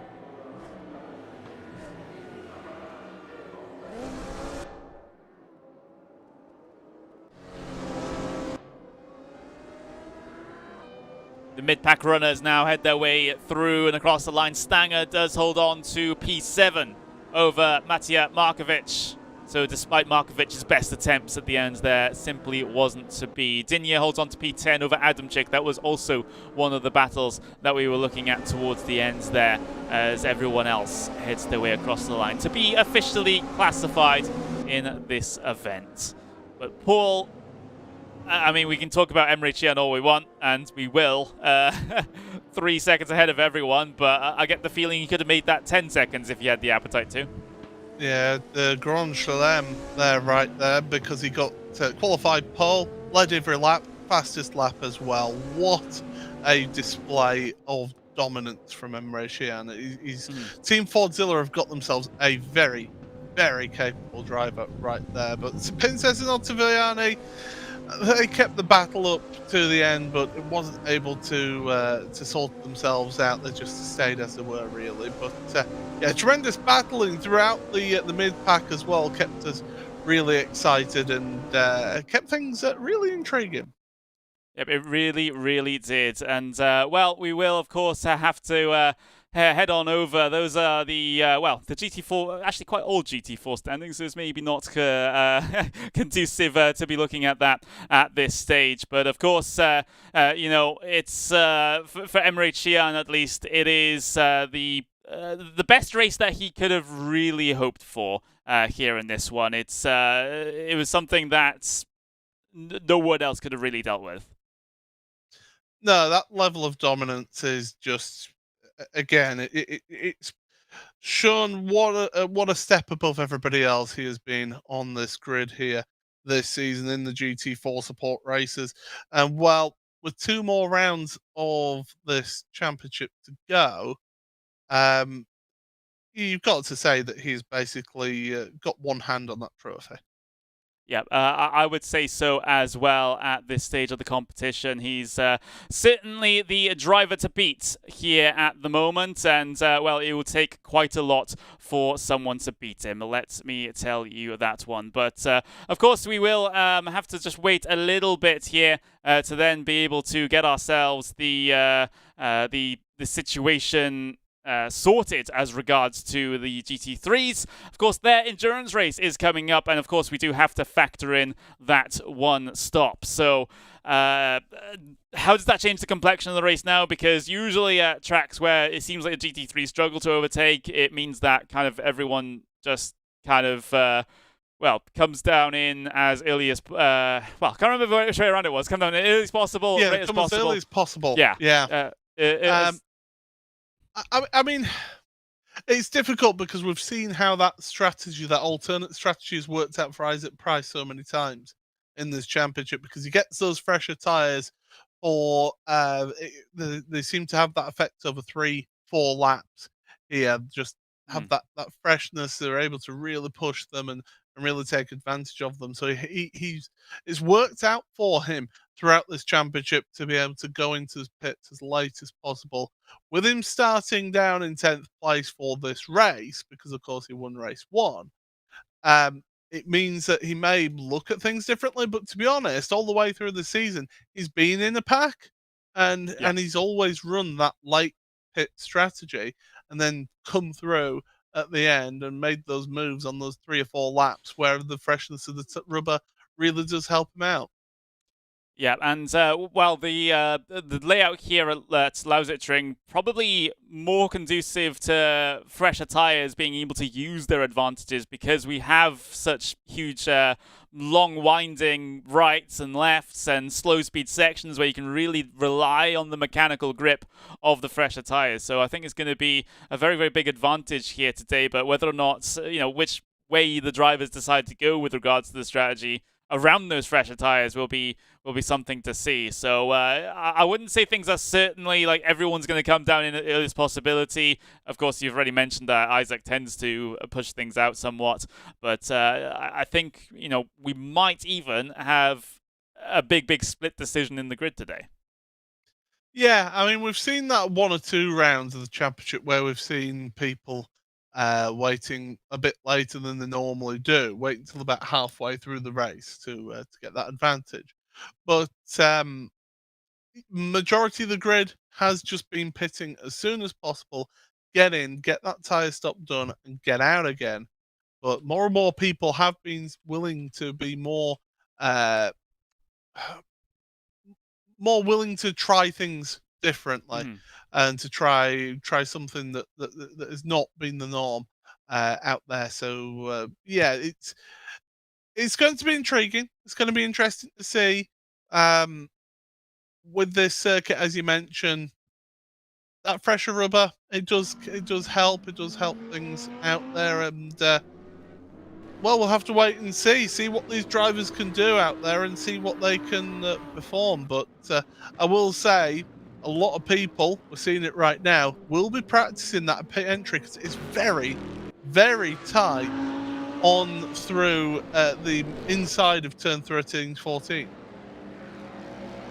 Yeah, so lots of things to talk about here heading into the endurance race. Of course, the drivers just have a handful of minutes of practice out there to be able to prepare themselves for this situation. Of course, our reverse grid pole position sitter is, of course, Bence Banki. So he will start from pole in the Bentley. Of course, the Slovakian looking to try and capitalize on that here today. It's sometimes quite difficult to, though. Considering, one, the length of race, and of course, that pit stop being involved, it's quite, it's sometimes quite trivial for those drivers that are typically faster in clear air to be able to then, try and get past you there. But it's never a guarantee, though. No, absolutely not. It's never a guarantee for you, and you are taking a risk when you come into the pits. I mean, everybody has to do it. You're still taking a risk. You could accidentally speed on pit road, which could give you a penalty, and we'll know straight away if people have got a penalty for speeding on the pit lane. That has caught out 1 or 2 people throughout this season, so you've just got to make sure you hit those marks, hit everything right, and do your bit, and hope that you can do well. It's worth pointing out as well, we do have live race stewards. They did have a look at what happened during race 1, and no penalties were forthcoming from that first race so far. Yeah, I was looking to see if we got any news on anything like that, but yeah, it was well, no penalties handed out, like you mentioned, to any driver for any race 1 infringements just yet. Of course, they still have potentially a little bit of time to be able to get those in before the end of proceedings here today. But I know one person who isn't happy about that is Jack Keithley. He was massively affected by that lap 1, turn 4 incident. But the race stewards, they decided no, nobody was wholly at fault. or majorly at fault, so therefore we're not going to issue out a penalty. And sometimes they go for you, sometimes they go against you. Yeah, there's been a lot of discussion in the drivers' Discord chat, shall we say, about a couple of the incidents that happened in race number 1. Just trying to comb over replays and different angles and looking at the brake and steering inputs as well. So there's quite a lot of debate. And I would say, that's probably not helpful, heading into race number 2. You want to have your mind set on this race and not having to think back on what happened in the first part of that first one. I get the feeling that would take some drivers out of it, having to try and discuss this all the time. But to be honest, if you've been involved in an incident, you need to look at that incident anyway, even if you weren't at fault, just to see if there's anything you can learn from that. So you still need to take the time to look at that. Yeah, well, I would prefer to do it after rather than during. Yeah. That's all I'm saying. But practice now over here. Of course, due to the reverse grid, we don't have to have a qualifying session, so we'll get straight into the gridding procedure for the endurance events here today. Ben Sparky will be placed at the very front of the order here to start. What can he do after benefiting the most out of the reverse grid here today? We'll just have to see. Of course, if you remember back to race 1, we saw Isaac Price from 3rd place drive around the outside of the front row into turn number 1 to be able to, basically hold that P1 all the way until the end of the race, it turned out. Fantastic stuff, fantastic race-winning move on the first lap of the event for Isaac Price. Let's see if anyone can repeat that here today. It'll be very interesting to see if we can have it for a second time, but stranger things have indeed happened. The start very crucial here, especially considering the lack of overtaking that we saw in race number 1. It might be one of your only opportunities to try and move forward, pit stops notwithstanding. So drivers will get the green signal to move off, and they will all form up in their single file line. Ben Spanky, the driver ahead of everyone. Gassner, 2nd place. Rudinger, 3rd. Brzezinski starts in 4th with Rietveld in 5th. Tim Jarschel starts in 6th with Leonard Krippner in 7th. Florian Hasse starts in 8th with Moritz Lohner in 9th. Isaac Price, of course, at the worst end of the reverse grid, will start in 10th today. Siggy missed out on the reverse grid. Let's see what he's able to do from P11 with Michael Rachel in P12. Dornaden starts in 13th with Fiduci in 14th. And Martin Barner will start in the 15th place here today. So those are the top 15 cars. And, we just about ready to go racing here. Again, we see the drivers continuing to work to try and get some energy into their tyres, but whether or not that will have a huge effect, well, some drivers feel it doesn't, as they don't do anything on these outlaps. Now, quick question for you, Connery, because unfortunately I can't see my timing screen. Is Nikodem Wisniewski out there on track? Has he been able to come back? There he is. So at least he's got those technical problems sorted, and he's back out there. That's a good thing for him, and he'll be able to pick up some points here, because that is so disappointing when you have a technical problem at the start of the first race. It just ruins everything really for the second race. So it might be worth sort of keeping an eye on how he progresses through the field. Lost the first challenge for Wisniewski, I suppose, here in this one, as drivers continuing to get themselves ready. Of course, we had an extra 3 minutes added to the race time here due to a little bit of a longer lap here at Lausitzring compared to what we are used to. So it gives that just that little bit of extra space to be able to get this pace lap in. But what can Banki do from P1? It's a golden opportunity for that Bentley to try to run away, but trying to run away from Gassner, Rudinger, Brzezinski, Jarschel, Rietveld, all those drivers behind that also all have something to prove and their own little goals in the championship as well. 2 by 2 as they head their way through the final sector. Just moments away from getting the endurance race for round number 5 of the ADAC GT Masters Esports Championship, powered by MBW Mobility Plus for 2021. We are on the home stretch as far as the season is concerned.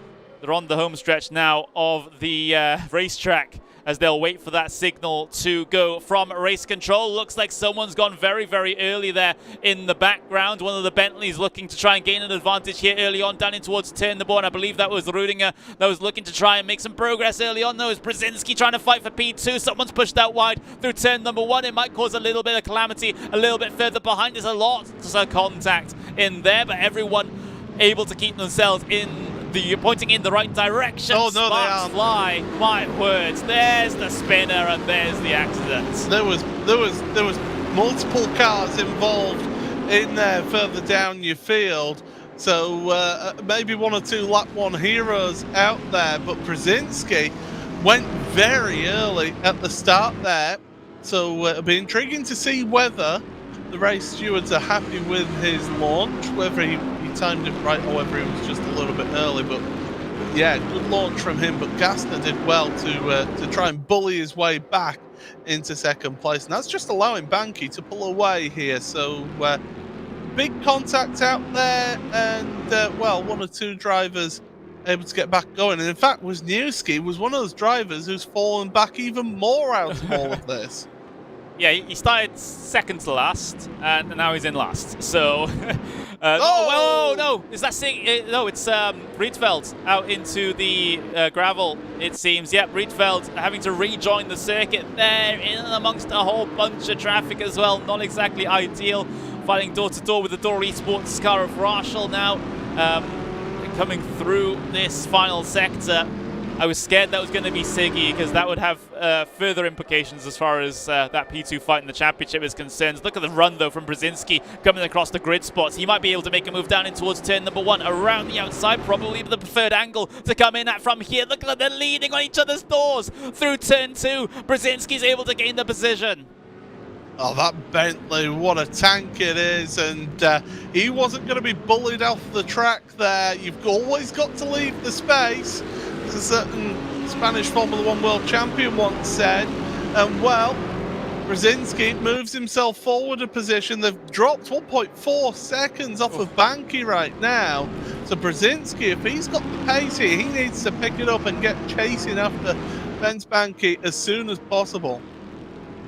He has to, otherwise Banky is just going to run away with this race in the early stages. Of course, if his pit stop strategy is good as well, then maybe it'll be the race win for Banky, but we are still way too early to be able to tell that at this stage of the event. Gassner now in 3rd place. He's got to be careful not to slide back even more, because Rudinger's pretty close behind as well. You got Isaac Price. He's up to 6th place already in this event, Paul. He pulled the bad end of the reverse grid down into P10, but P6 already making forward progress. And Moritz Lerner's making some forward process as well, because he's going around the outside of Krippner here. That's going to give him the inside for the next corner. Now Krippner will get on the power earlier, so that Porsche's got good traction out the corner. But Krippner, with that Bentley, there you go, just falls into line. One big loser out of that opening lap, by the way, was Tim Yarshell. He was in the top 10. He's dropped all the way down to 25th, whereas, meanwhile, Lerner can't afford to get involved in any issues out there. Yeah, Dornaden was looking all over the back of him there in that instance. I was scared there was going to be a move happening into the first couple of corners, but Lerner was able to keep it at bay. Look at the train of cars as they head their way through. And onwards and upwards for some of them, but it seems like a lot of drivers slid back here in the early portions of the race and looking to try and recover. But for the moment, everyone continuing on their merry way here in this one. Ben Spunky particularly merry in terms of the race lead at the moment, 1.3 seconds ahead of absolutely everyone else. He has a buffer that he can just sit in and be comfortable and not worry about any immediate pressure from behind. The same can certainly not be said for the vast majority of the field. Yeah, everybody just seems to be in a long train here, and that reverse grid really has put the cat amongst the pigeons and really sort of mix things up, which is what we want to see, and it's great to see that with the reverse grid. But yeah, Ben Spanky doing a good job at the front. He needs to keep his head, though, not make any mistakes out there. Brzezinski, Gasner, Rudinger, all in the line there with Florian Hasse right behind as well. And Isaac Price, you mentioned him. Great start in the opening few laps there, up to 6th place from 10th.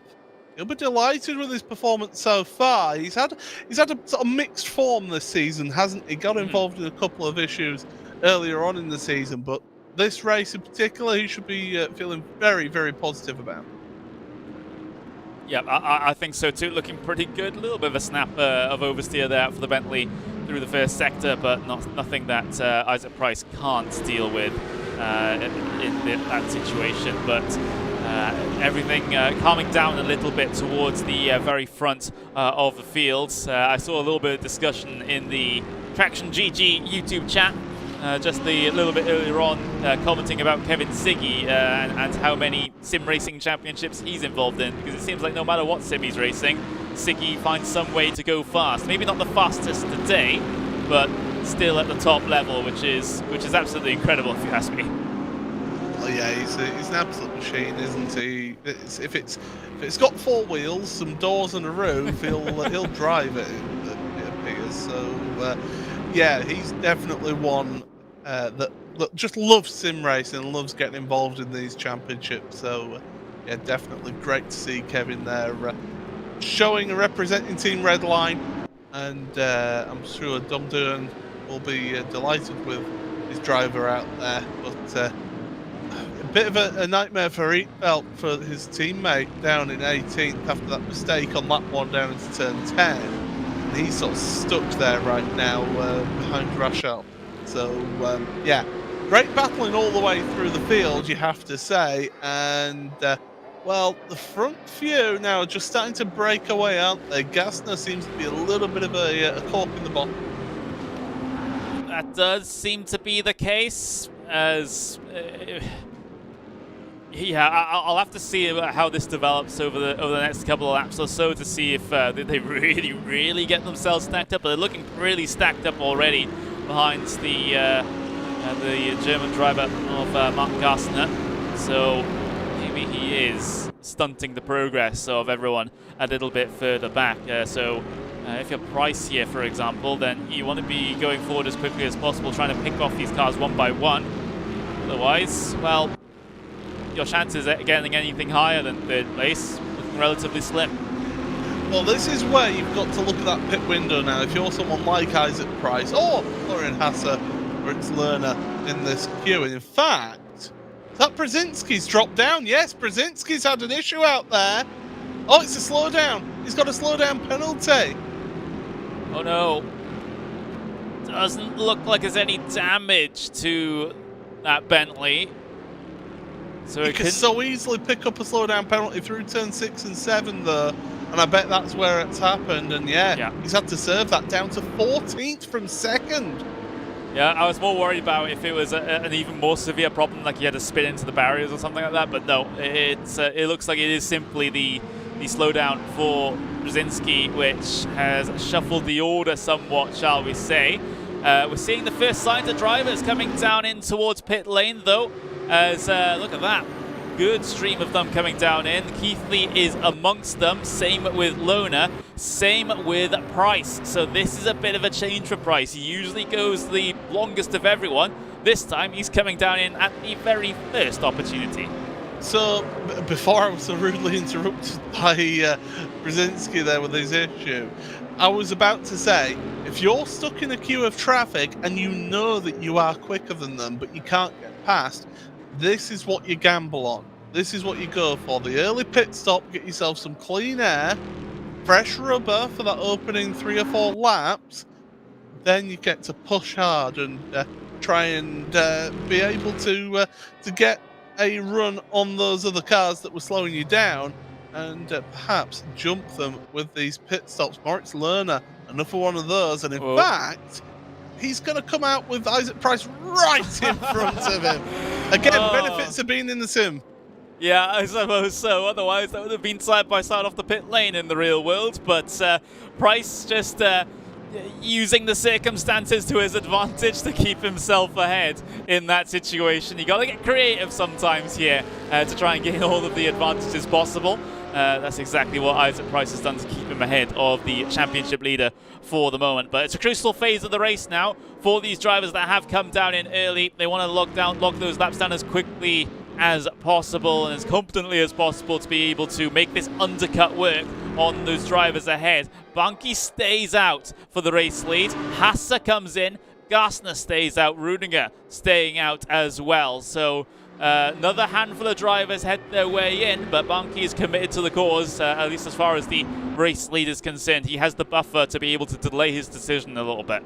Well, that's it. Because he's got a 3-second lead, or just over 3 seconds, he's got that comfort of knowing that he can pick and choose when he pits, whereas everybody else who was involved in a gaggle of cars who are getting slowed up and tripping over each other, they will have seen that and thought, oh, right, the car behind me has just pitted. Do I react now, or do I wait, potentially lose out that time with those drivers getting the fresh rubber on earlier and getting the jump on those cars? So it's an intriguing strategic race, is this, and this is one of those things that we love about this endurance race here. Yeah, absolutely. So there's Isaac Price and Moritz Lohner heading their way across the start-finish line. And there is Florian Hasse just sliding in behind them. So and he was in front of Lerner before the pit stop. So Lerner and Price have got the jump on Hasse. The early pit stop looks to be working so far. Yeah, it does. That undercut looking very, very good at the moment. And now does the knowledge of that cause Ben Spunky decide to decide to head his way in? And there we go. There's the decision being made. Race leader in. Does Gassner follow? Yes, he does. Rudiger also comes in. Pilska, Barner, Nagy, everyone's coming in. Everyone. Yeah, you have to do. You've seen what's happening. Not everybody is. Some will try and further down will try the alternate strategy because, well, there's nothing really to lose in all of that. But those leaders, if you were in that lead group and you've seen what's happened with Price and with Lerner, you've got to react to that as soon as possible, and you'll have your race engineer, your teammates in your ear going, this is what lap times are doing, get in now. Yeah, absolutely. Dorneden, one of the only drivers to stay out here, same with Krippner and Siggy, so those are the sort of top drivers, I would say. Brzezinski involved in that as well, I would say, to have stayed out here and try and commit to at least one lap longer. I wouldn't be surprised if some of them at least try to push it out even further than that, to then try and get the fresher tyres for the end of the race, but we'll just have to see how successful that actually is in the grand scheme of things. But there's the little gaggle that came down in very, very early on. Oh, Rudiger, my word. Gassner, excuse me, coming out just in front of them. They're still clipping through each other from the pit lane here. This is absolutely crazy stuff between Rudiger and Gassner, and somehow they're going to have to sort all of this out. Well, this is craziness, and yeah, you're right. They're going to have to sort it out as Lerner to the outside. Oh, nicely past Gassner there.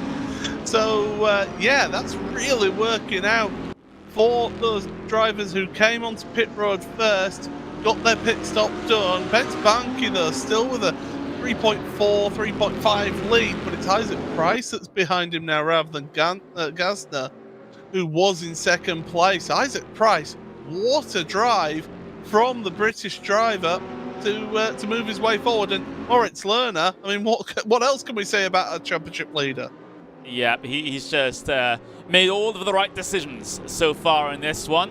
But let's see if it nets him the race win instead. He'll have to follow in the tyre tracks of Isaac Price and then be able to draw the both of them up to the car of Ben Spunky. Spunky still has that gap to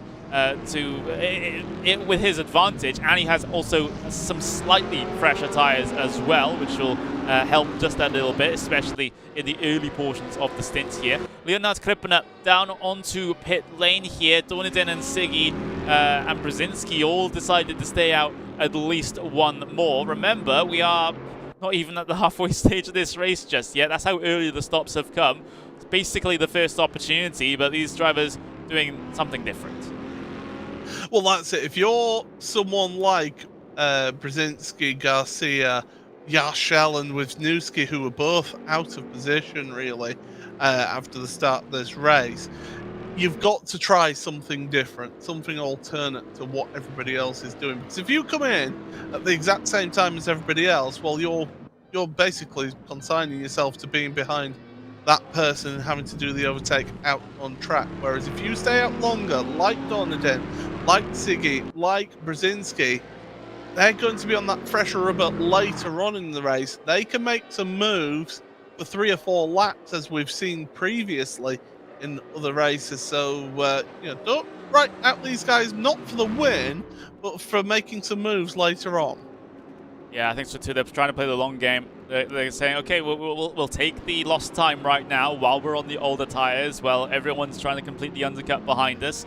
But when we do come down in, we'll have the fresher tires. We'll have to go chasing later on in the race. And those other drivers will have to defend on old tires. So, again, it's always an interesting little situation to be in at the end of the race here with such a difference in terms of the age of tires on these cars. And Maurice Lohner following very closely to the back of Isaac Price's Bentley right there through the final couple of corners. Won't be able to do anything into T1 though, but this has to be calculated by Lohner here because he can't afford to have an extended duel with Price and let Bunky get away for the race lead.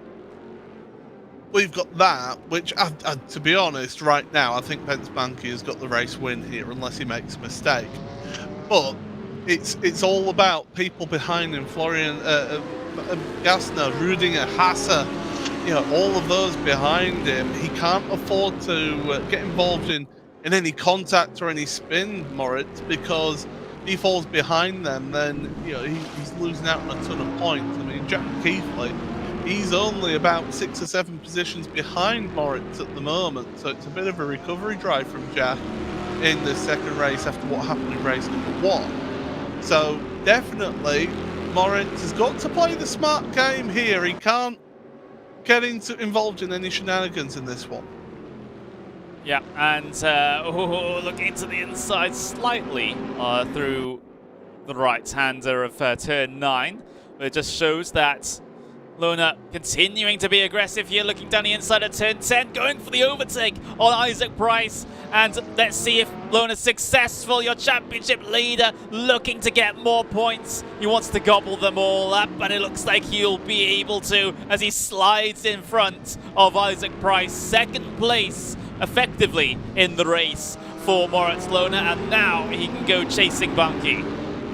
That was a tremendous move. I mean, he was looking at that through turn 9, that Porsche just looking so good through the corners there, and Isaac Price getting a little bit out of shape, realised that it wasn't going to be on, gave a good fight there, but Price not able to hold on in front of Lohner. So Price will want to just get himself centred again, make sure he's not flustered, and try and fight back against Moritz. Yeah, that's the only option he has. He does have to be cautious behind, though, as Gassner, Rudinger, Hasse looking to try and follow in the tyre tracks. Here's a look back at the race lead as it is at the moment. There is Dorneden about 1.5 seconds ahead of Siggy, but he's coming down and in, I would have thought. Yes, he is. So Dorneden deciding to make the call. Not going as long as possible here. He's more splitting the race relatively even. Siggy does stay out though, so he'll continue to lap. Certainly does, and he's taking Brzezinski along with him as well. There is Dorneden. You can hear the pit lane siren going off.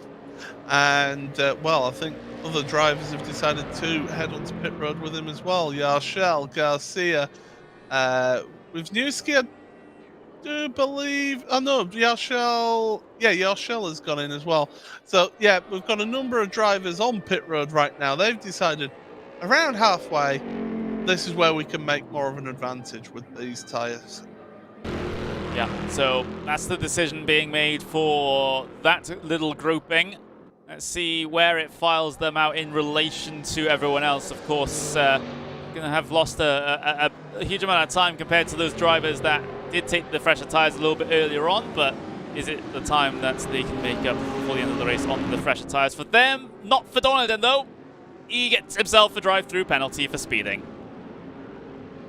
Oh, just too eager to try and make up at any time, and that's come back to bite him on the backside there. He got himself onto the back of a queue as well. He's got Jack Keithley in front of him.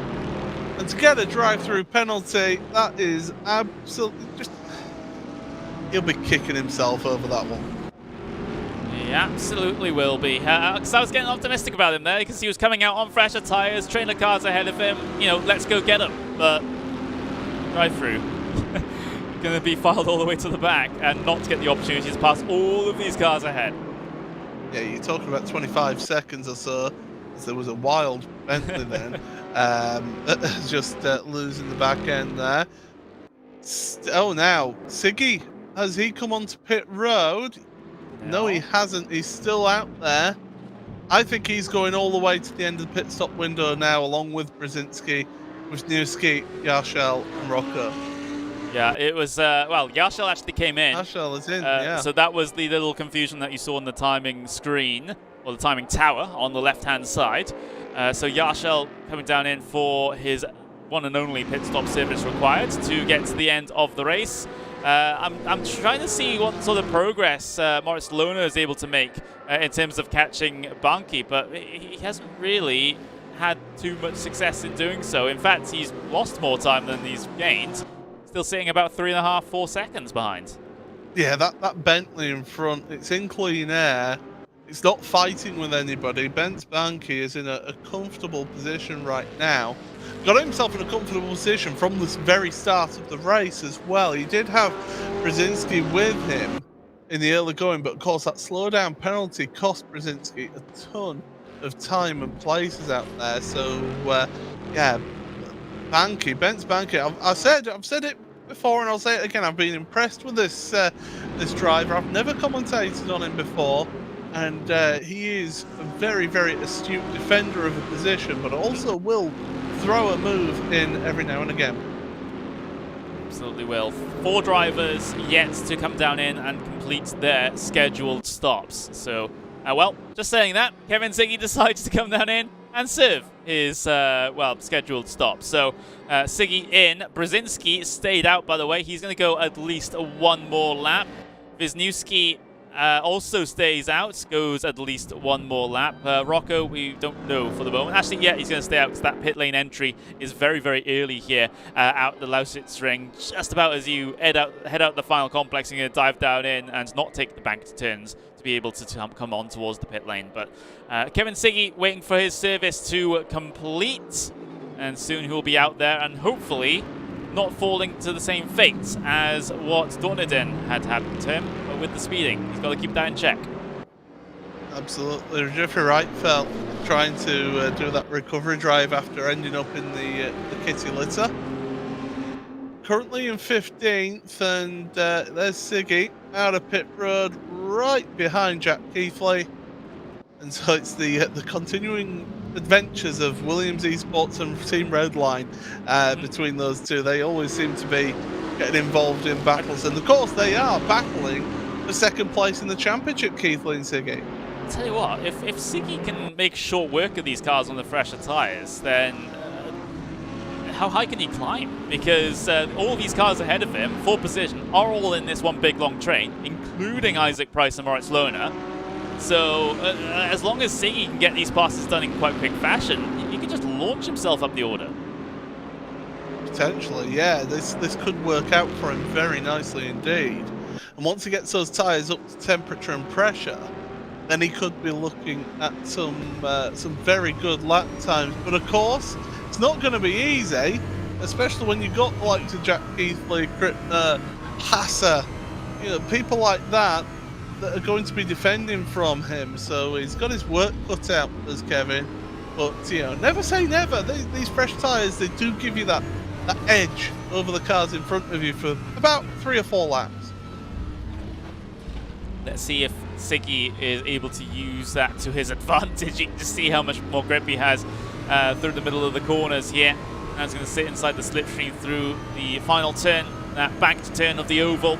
on towards the pit straight. We did see, I think, Brzezinski come down on towards the safety of pit lane for his served stop. That is not exactly the camera angle I wanted there. I'm not sure what was going on.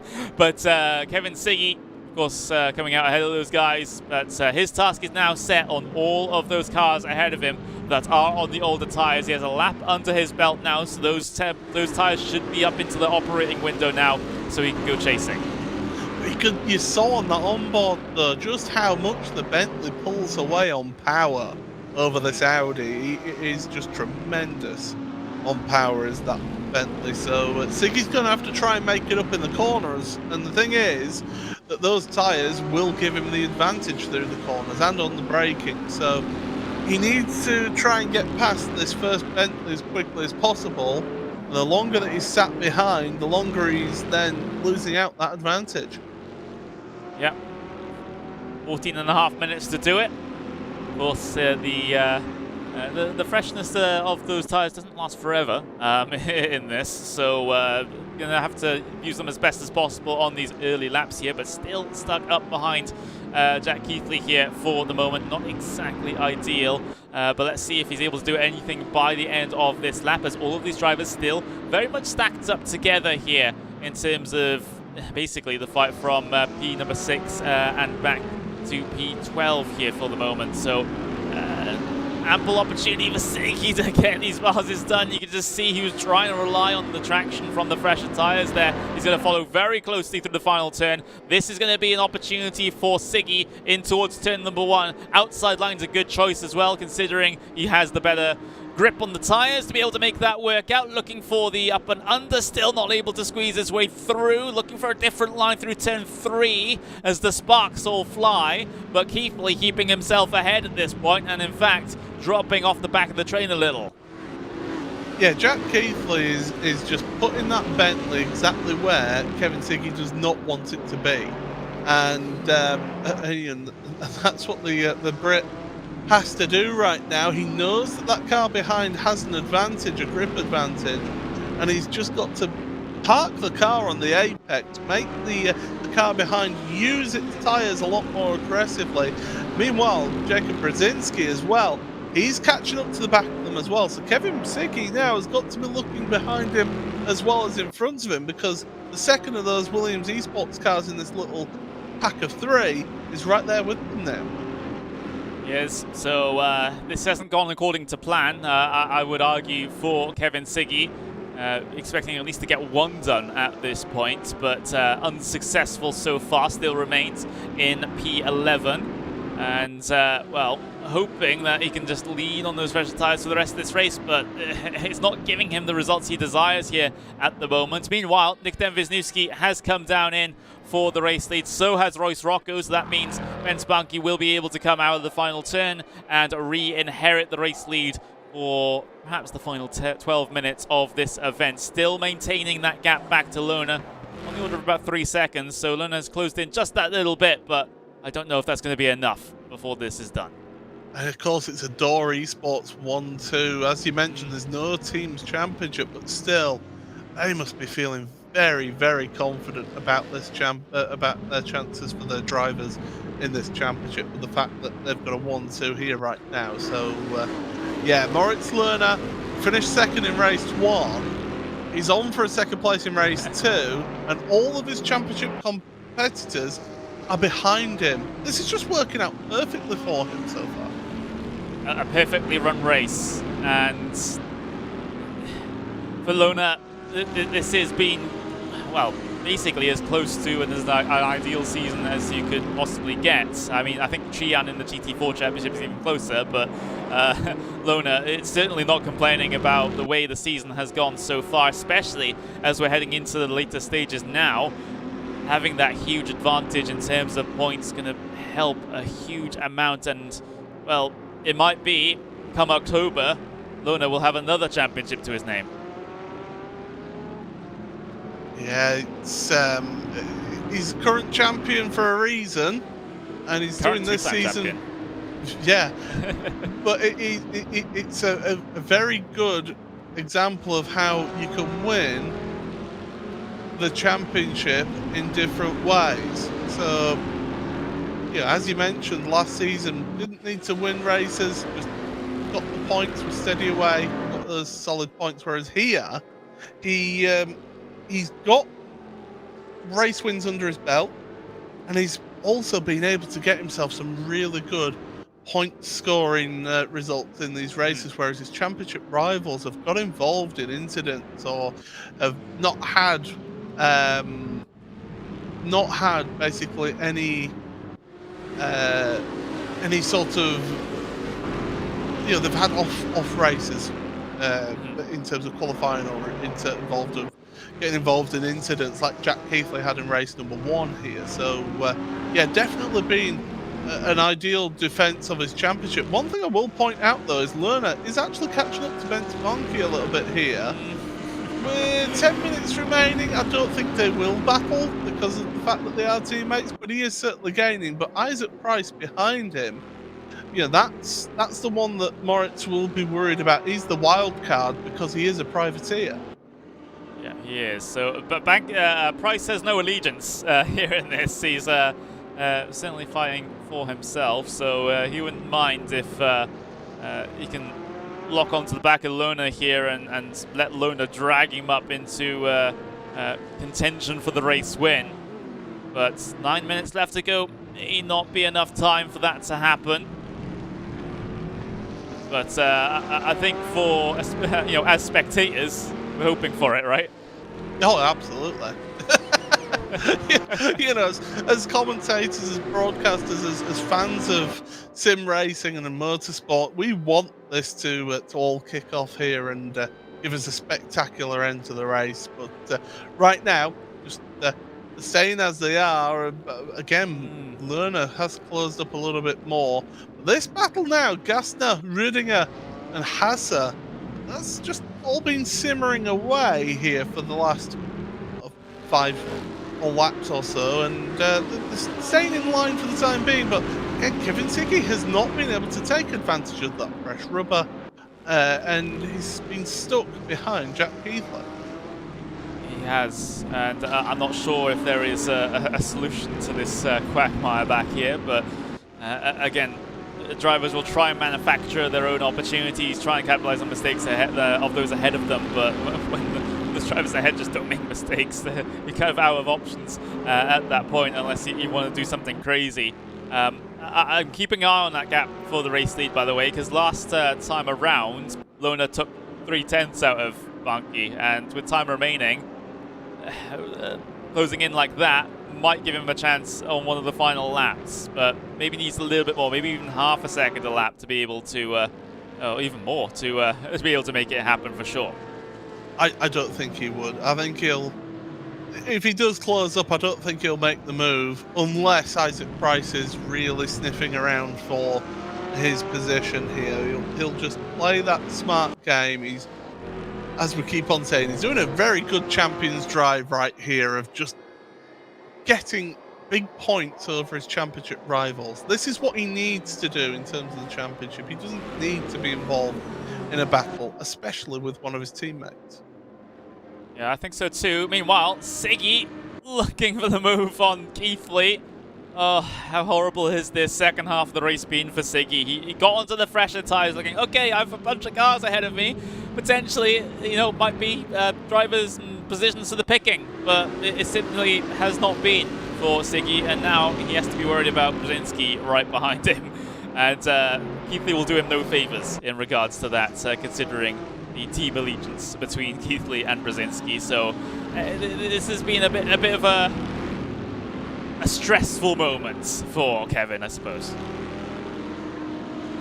Yeah, when things aren't going your way, they really do snowball, don't they? So, Kevin, he finished outside the top 10 in race number 1. He didn't get that inverted grid pole position. He was a little bit disappointed with that.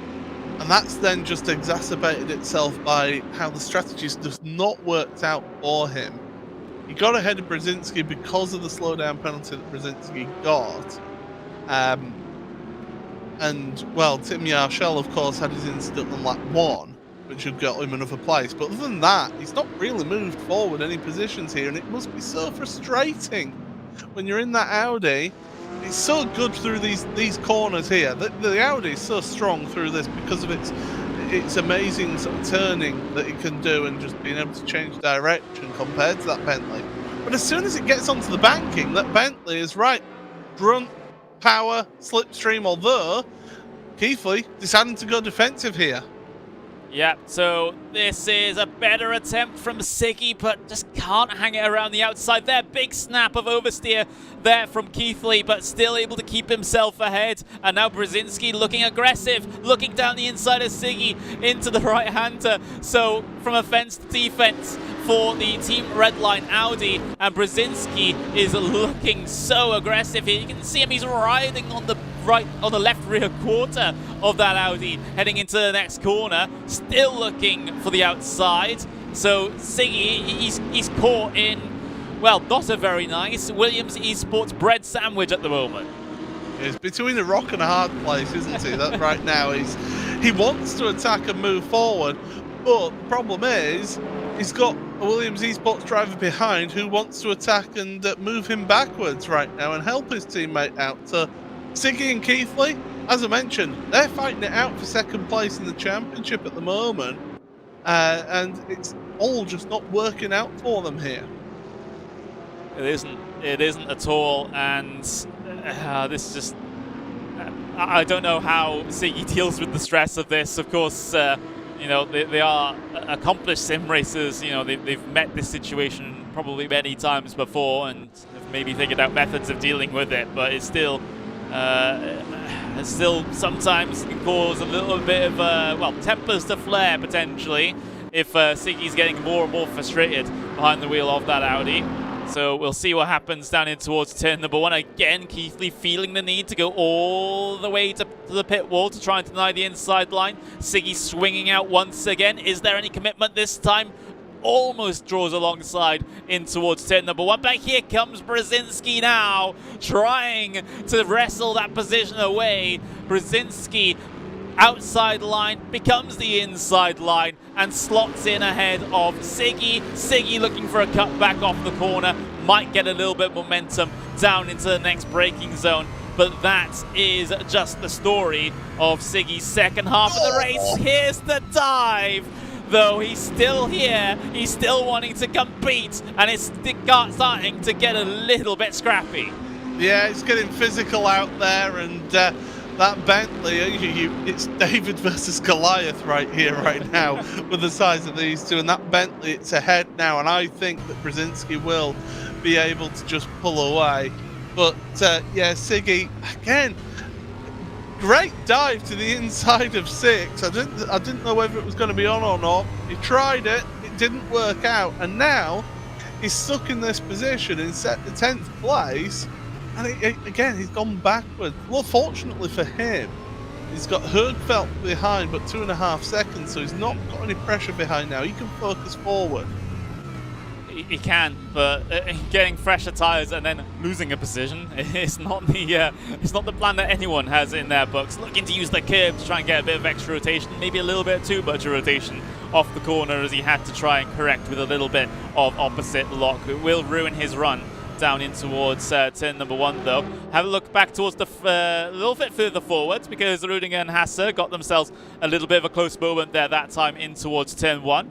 But the status quo is maintained between those two. Gap for the race lead coming down once again, but not fast enough for Lohner, I don't think, at this stage. So Banki looks to be clear as far as the race lead is concerned. And, well, maybe there's still life in this Keithley, Brzezinski and Siggy battle. Well, we'll see how that all goes and pans out here. But I think Brzezinski, again, he's another one who's shown that he can fight and scrap and get positions, but it's not the day that these 3 drivers would have wanted. They would have wanted to have been much further forward. I think it's a good recovery drive from Jack Keithley after what happened in race 1. Brzezinski, again, he's had to make a bit of a recovery drive after his slowdown penalty earlier on in this race. And in fact, he's looking very racy against his teammate right now. Kevin Siggy, he'll be the frustrated one out of all of this. He feels that he would have been able to do a lot more, and he's just stuck behind those Bentleys. Yeah, try as he might to find a way through, it just didn't materialize for him. I mean, we still have a little bit of time here before we're done that he could possibly work his way through. A little bit of a shot to the back bumper of Brzezinski through the final couple of turns there. So that's, one of the shots being fired for Siggy. There's Bunky hitting his way across the line to start the final lap. And, well, these guys will start the final lap here as well. All closing up together in towards turn number 1. I don't think, Brzezinski, he's looking for the move on his teammate, isn't he? That might risk his position back to Siggy, though. The last thing you want to do is hit your teammate. So he did back out of that one a little bit, but that did allow Siggy the opportunity to get right onto the tail of these two. And Keithley, I do feel that he's holding these two up, is Keithley, but he's doing exactly what he needs to do. He's just holding his line, parking it on the apex, not allowing these guys any opportunities from behind at all. So we're doing a sterling job in defensive driving from Jack. But yeah, what can we say really about Ben's Bunky is... Oh, Siggy! Oh, loses it. That's his teammate actually coming through. Wow. Ben Spanky, we'll look forward to him. What can we say about this drive? Very mature drive at the front there. Not made any mistakes. Led from the start, and he's gone all the way through to the end of this race. Yeah, we do have to pay attention to Brzezinski and Keithley here, because Brzezinski will certainly be wanting to make the move on his teammate here. So we'll have to keep an eye on this one. And there's the move being made. Brzezinski through on Keithley. Almost through. In fact, they will still try and get a little bit of an overlap into the final sector, but that is Brzezinski ahead. But Keithley might be able to cut back. We'll get back to it in just a couple of moments, because here is Bent Bunky then heading his way across the line to win the endurance race here at Lausitzring for round number 5 of the ADAC GT Masters Esports Championship powered by NBW Mobility Plus. Brzezinski comes out on top over his teammate in that battle for P8 that we saw towards the end there. But my word, what a performance though from Ben Spunky. Reverse grid pole position converted into endurance race win. That's the way you would like to do it.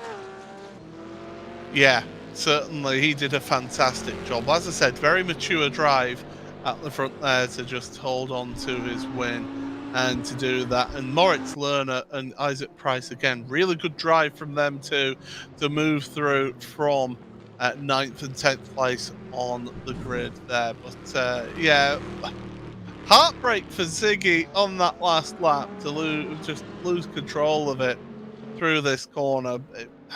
He'll be glad to see the back of Lausitzring. I think so too. There's the unofficial race results. Ben Spunky from Moritz Lohner. It's a Thor Esports 1-2 once again in the ADAC GT Masters Esports Championship for 2021. Isaac Price with a very respectable podium finish today. And you have Mark Garsner finishing in P4 as Rudinger finishes P5. Hasser in 6th, Krippinen 7th, and Brzezinski in P8. Keithley 9th, Rietveld in 10th. Siggy came across the line behind his teammate there in P11. So a pair of P11 results for Kevin Ziggy in this one, and you can see the rest of the names cycle their way through on your screen right now. So that's another event in the books though, Paul. The round at the Lausitzring is of course complete, but we only have 2 events to go now. We have the Sachsenring in the 28th of September. We have Hockenheimring on the 19th of October. For the final 2 rounds of the championship, and I don't know, and it's going to take a miracle for anyone to surpass Lohner at this point. I think somebody needs to perform a DDoS attack on Moritz Lohner's internet connection to be able to have any chance of beating him at the moment with the form that he's got in that Porsche.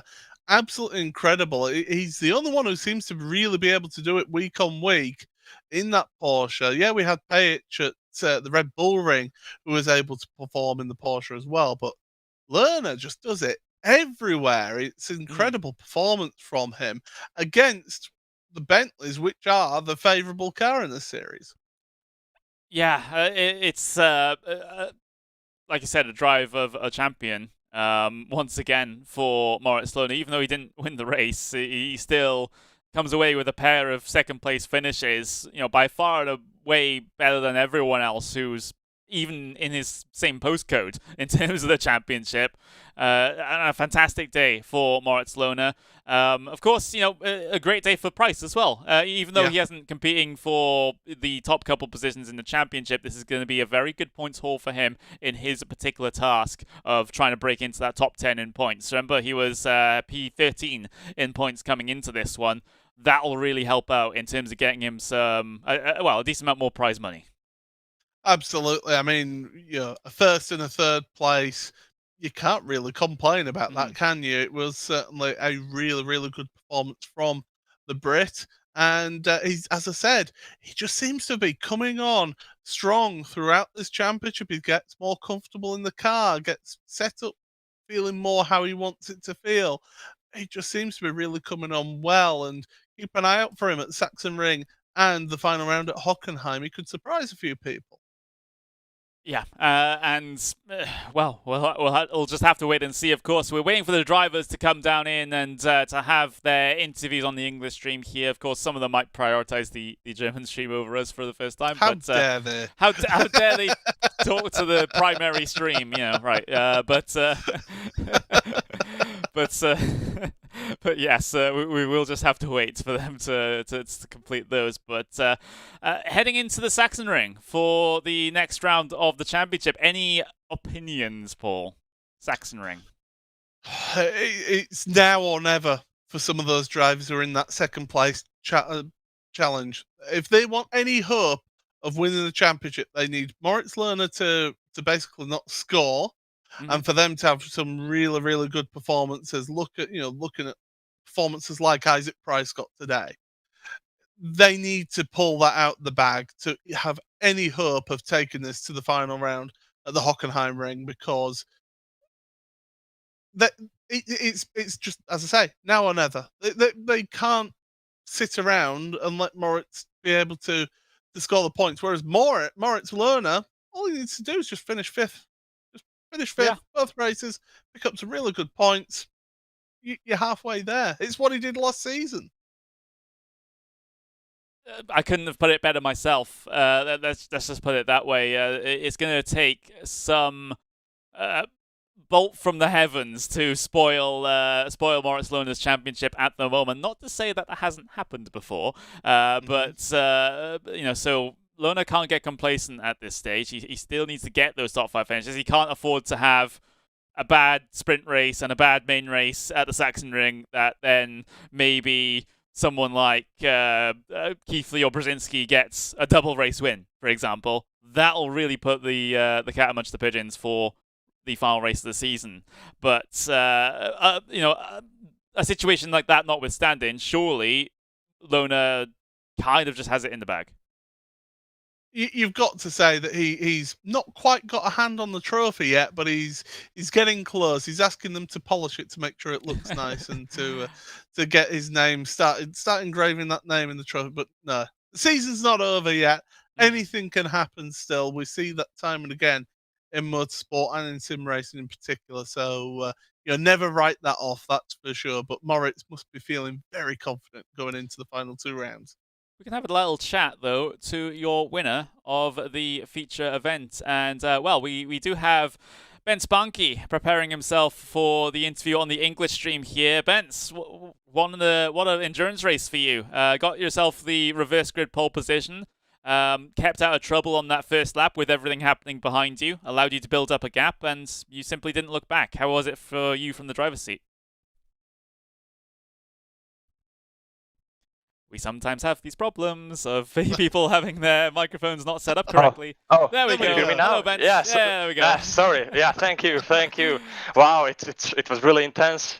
Of course, I knew that I had a good position for this race because the Audis didn't really have the straight line speed.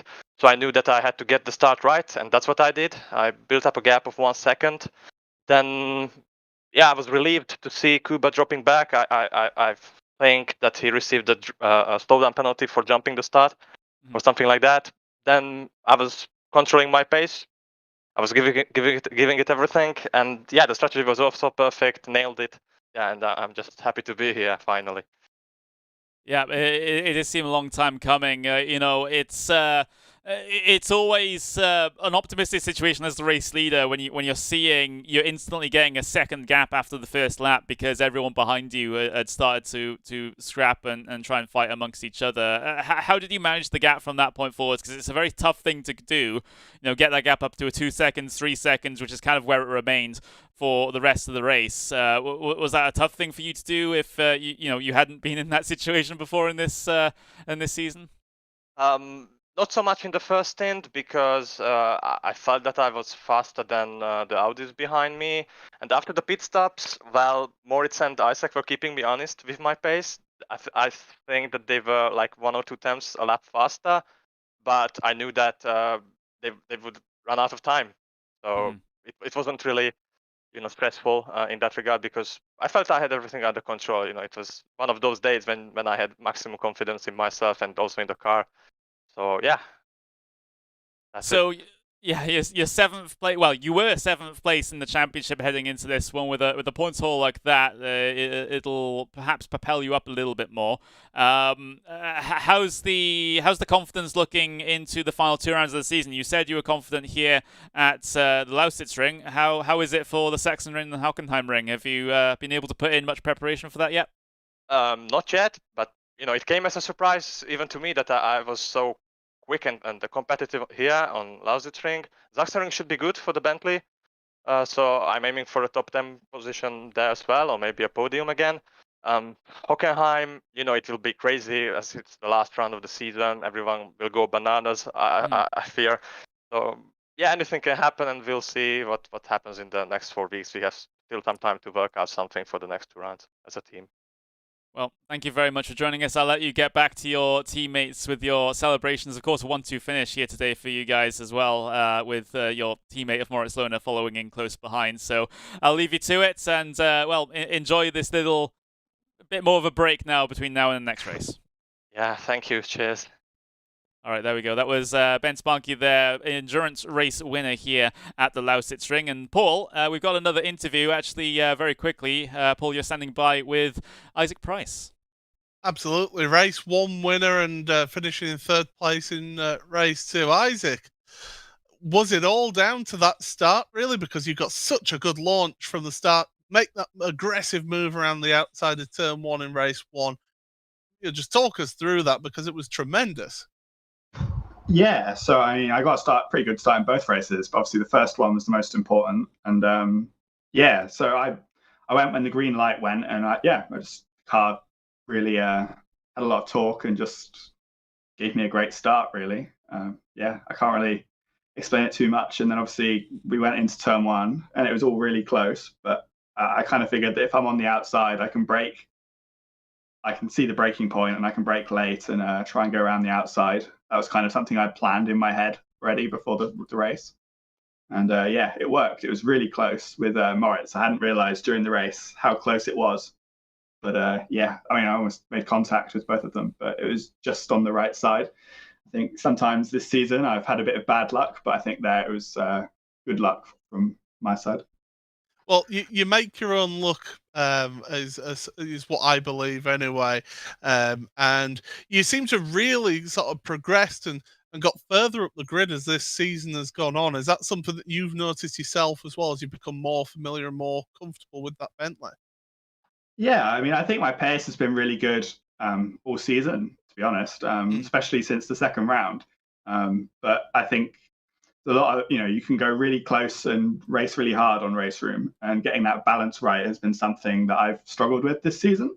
And I kind of felt like this time, everything kind of just clicked into place. I kind of got a good quali and got a good start in race 1. And then in race 2, pretty much the same thing again. The race just came towards me. So I think the experience on the game helps. And I've made some changes to my force feedback settings this race, because I kept on having like weird spins, and I never had them in practice, but I kind of I felt like I maybe was lacking a little bit of feeling, so I played around with the settings, and I think it's been a really big improvement in that side.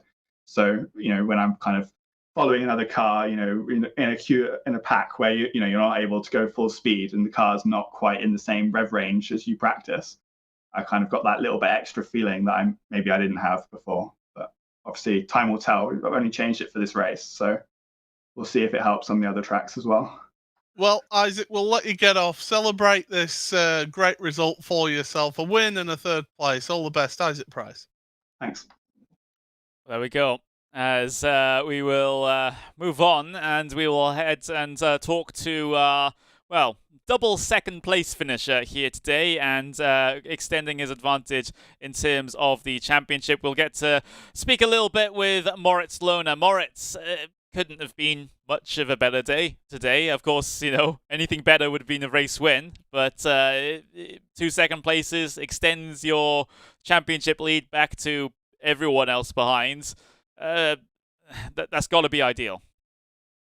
Yeah, I was about to say, like, a race win would have been obviously the best thing that I could have done today, but yeah, like 3 times the second position is really, really good, especially in a top 10 reverse grid, and also especially in a high competitive grid like this. It was really tough out there.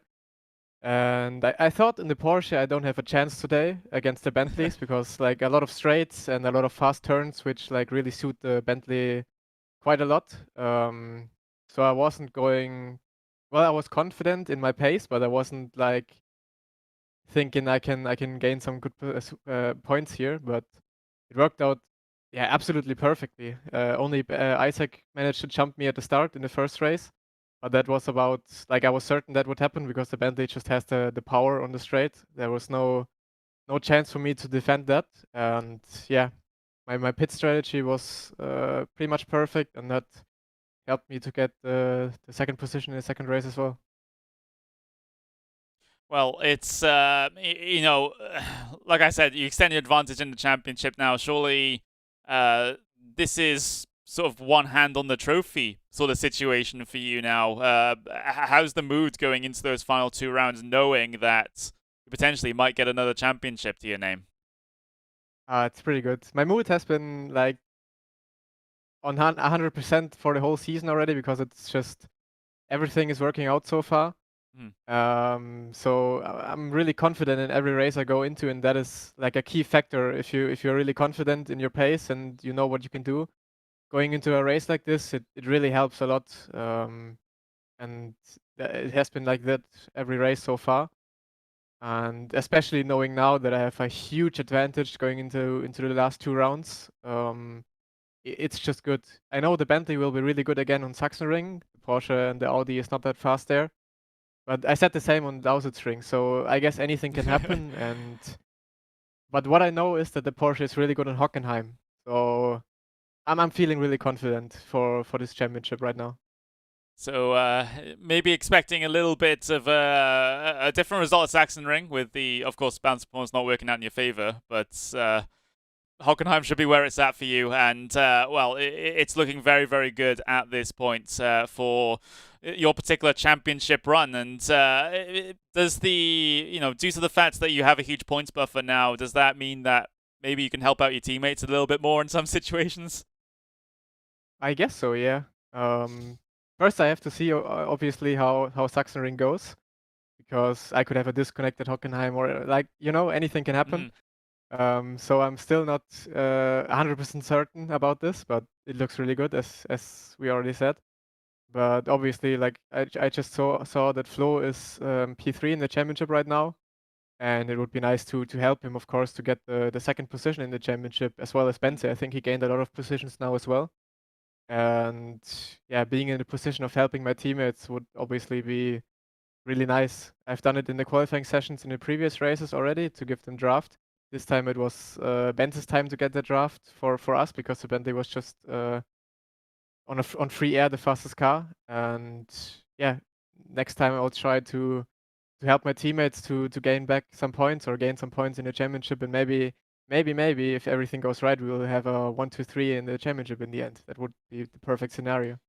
That would be incredible for a team that is quite new in terms of an organization. Of course, you drivers have been around for quite a while, but that would be an absolutely fantastic achievement for you guys. But I will have to let you go here, Moritz. Let you get back to your team and celebrate the double podium here today. And best of luck in your future races. Thanks, guys. See you. Well, there we go. That was Moritz Lohner, championship leader, still by a bigger margin at the end of the day compared to earlier today, shall we say. But that sort of neatly wraps things up here for the Lausitzring. The Sachsenring is coming up, though, Paul.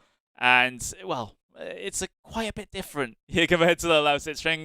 Sachsenring, of course, you talk about that run down in towards turn number 1 where you have that opportunity for the Slipstream out of the final corner to be able to make moves down into there. I remember commentating on this last season where we saw a whole bunch of moves being made down in towards turn number 1. You have a bit of a tight and twisty turn 3 and 4, but the rest of the lap is all high-speed corners where, like Moritz said, that Bentley is just so strong. And that's where some of those other competitors in the championship are trying to fight for to catch up to Moritz will be desperate to make those moves, get to the front of the field, and then try and take advantage of what the Bentley gives them.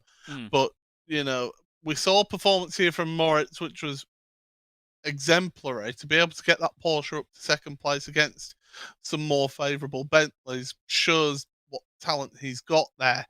And it shows the confidence that he has in the car right now as well. So definitely, as I said earlier, those people who are trying to get a chance of the championship need to pull out all the stops in the next 2 rounds to have any hope of catching up to Moritz.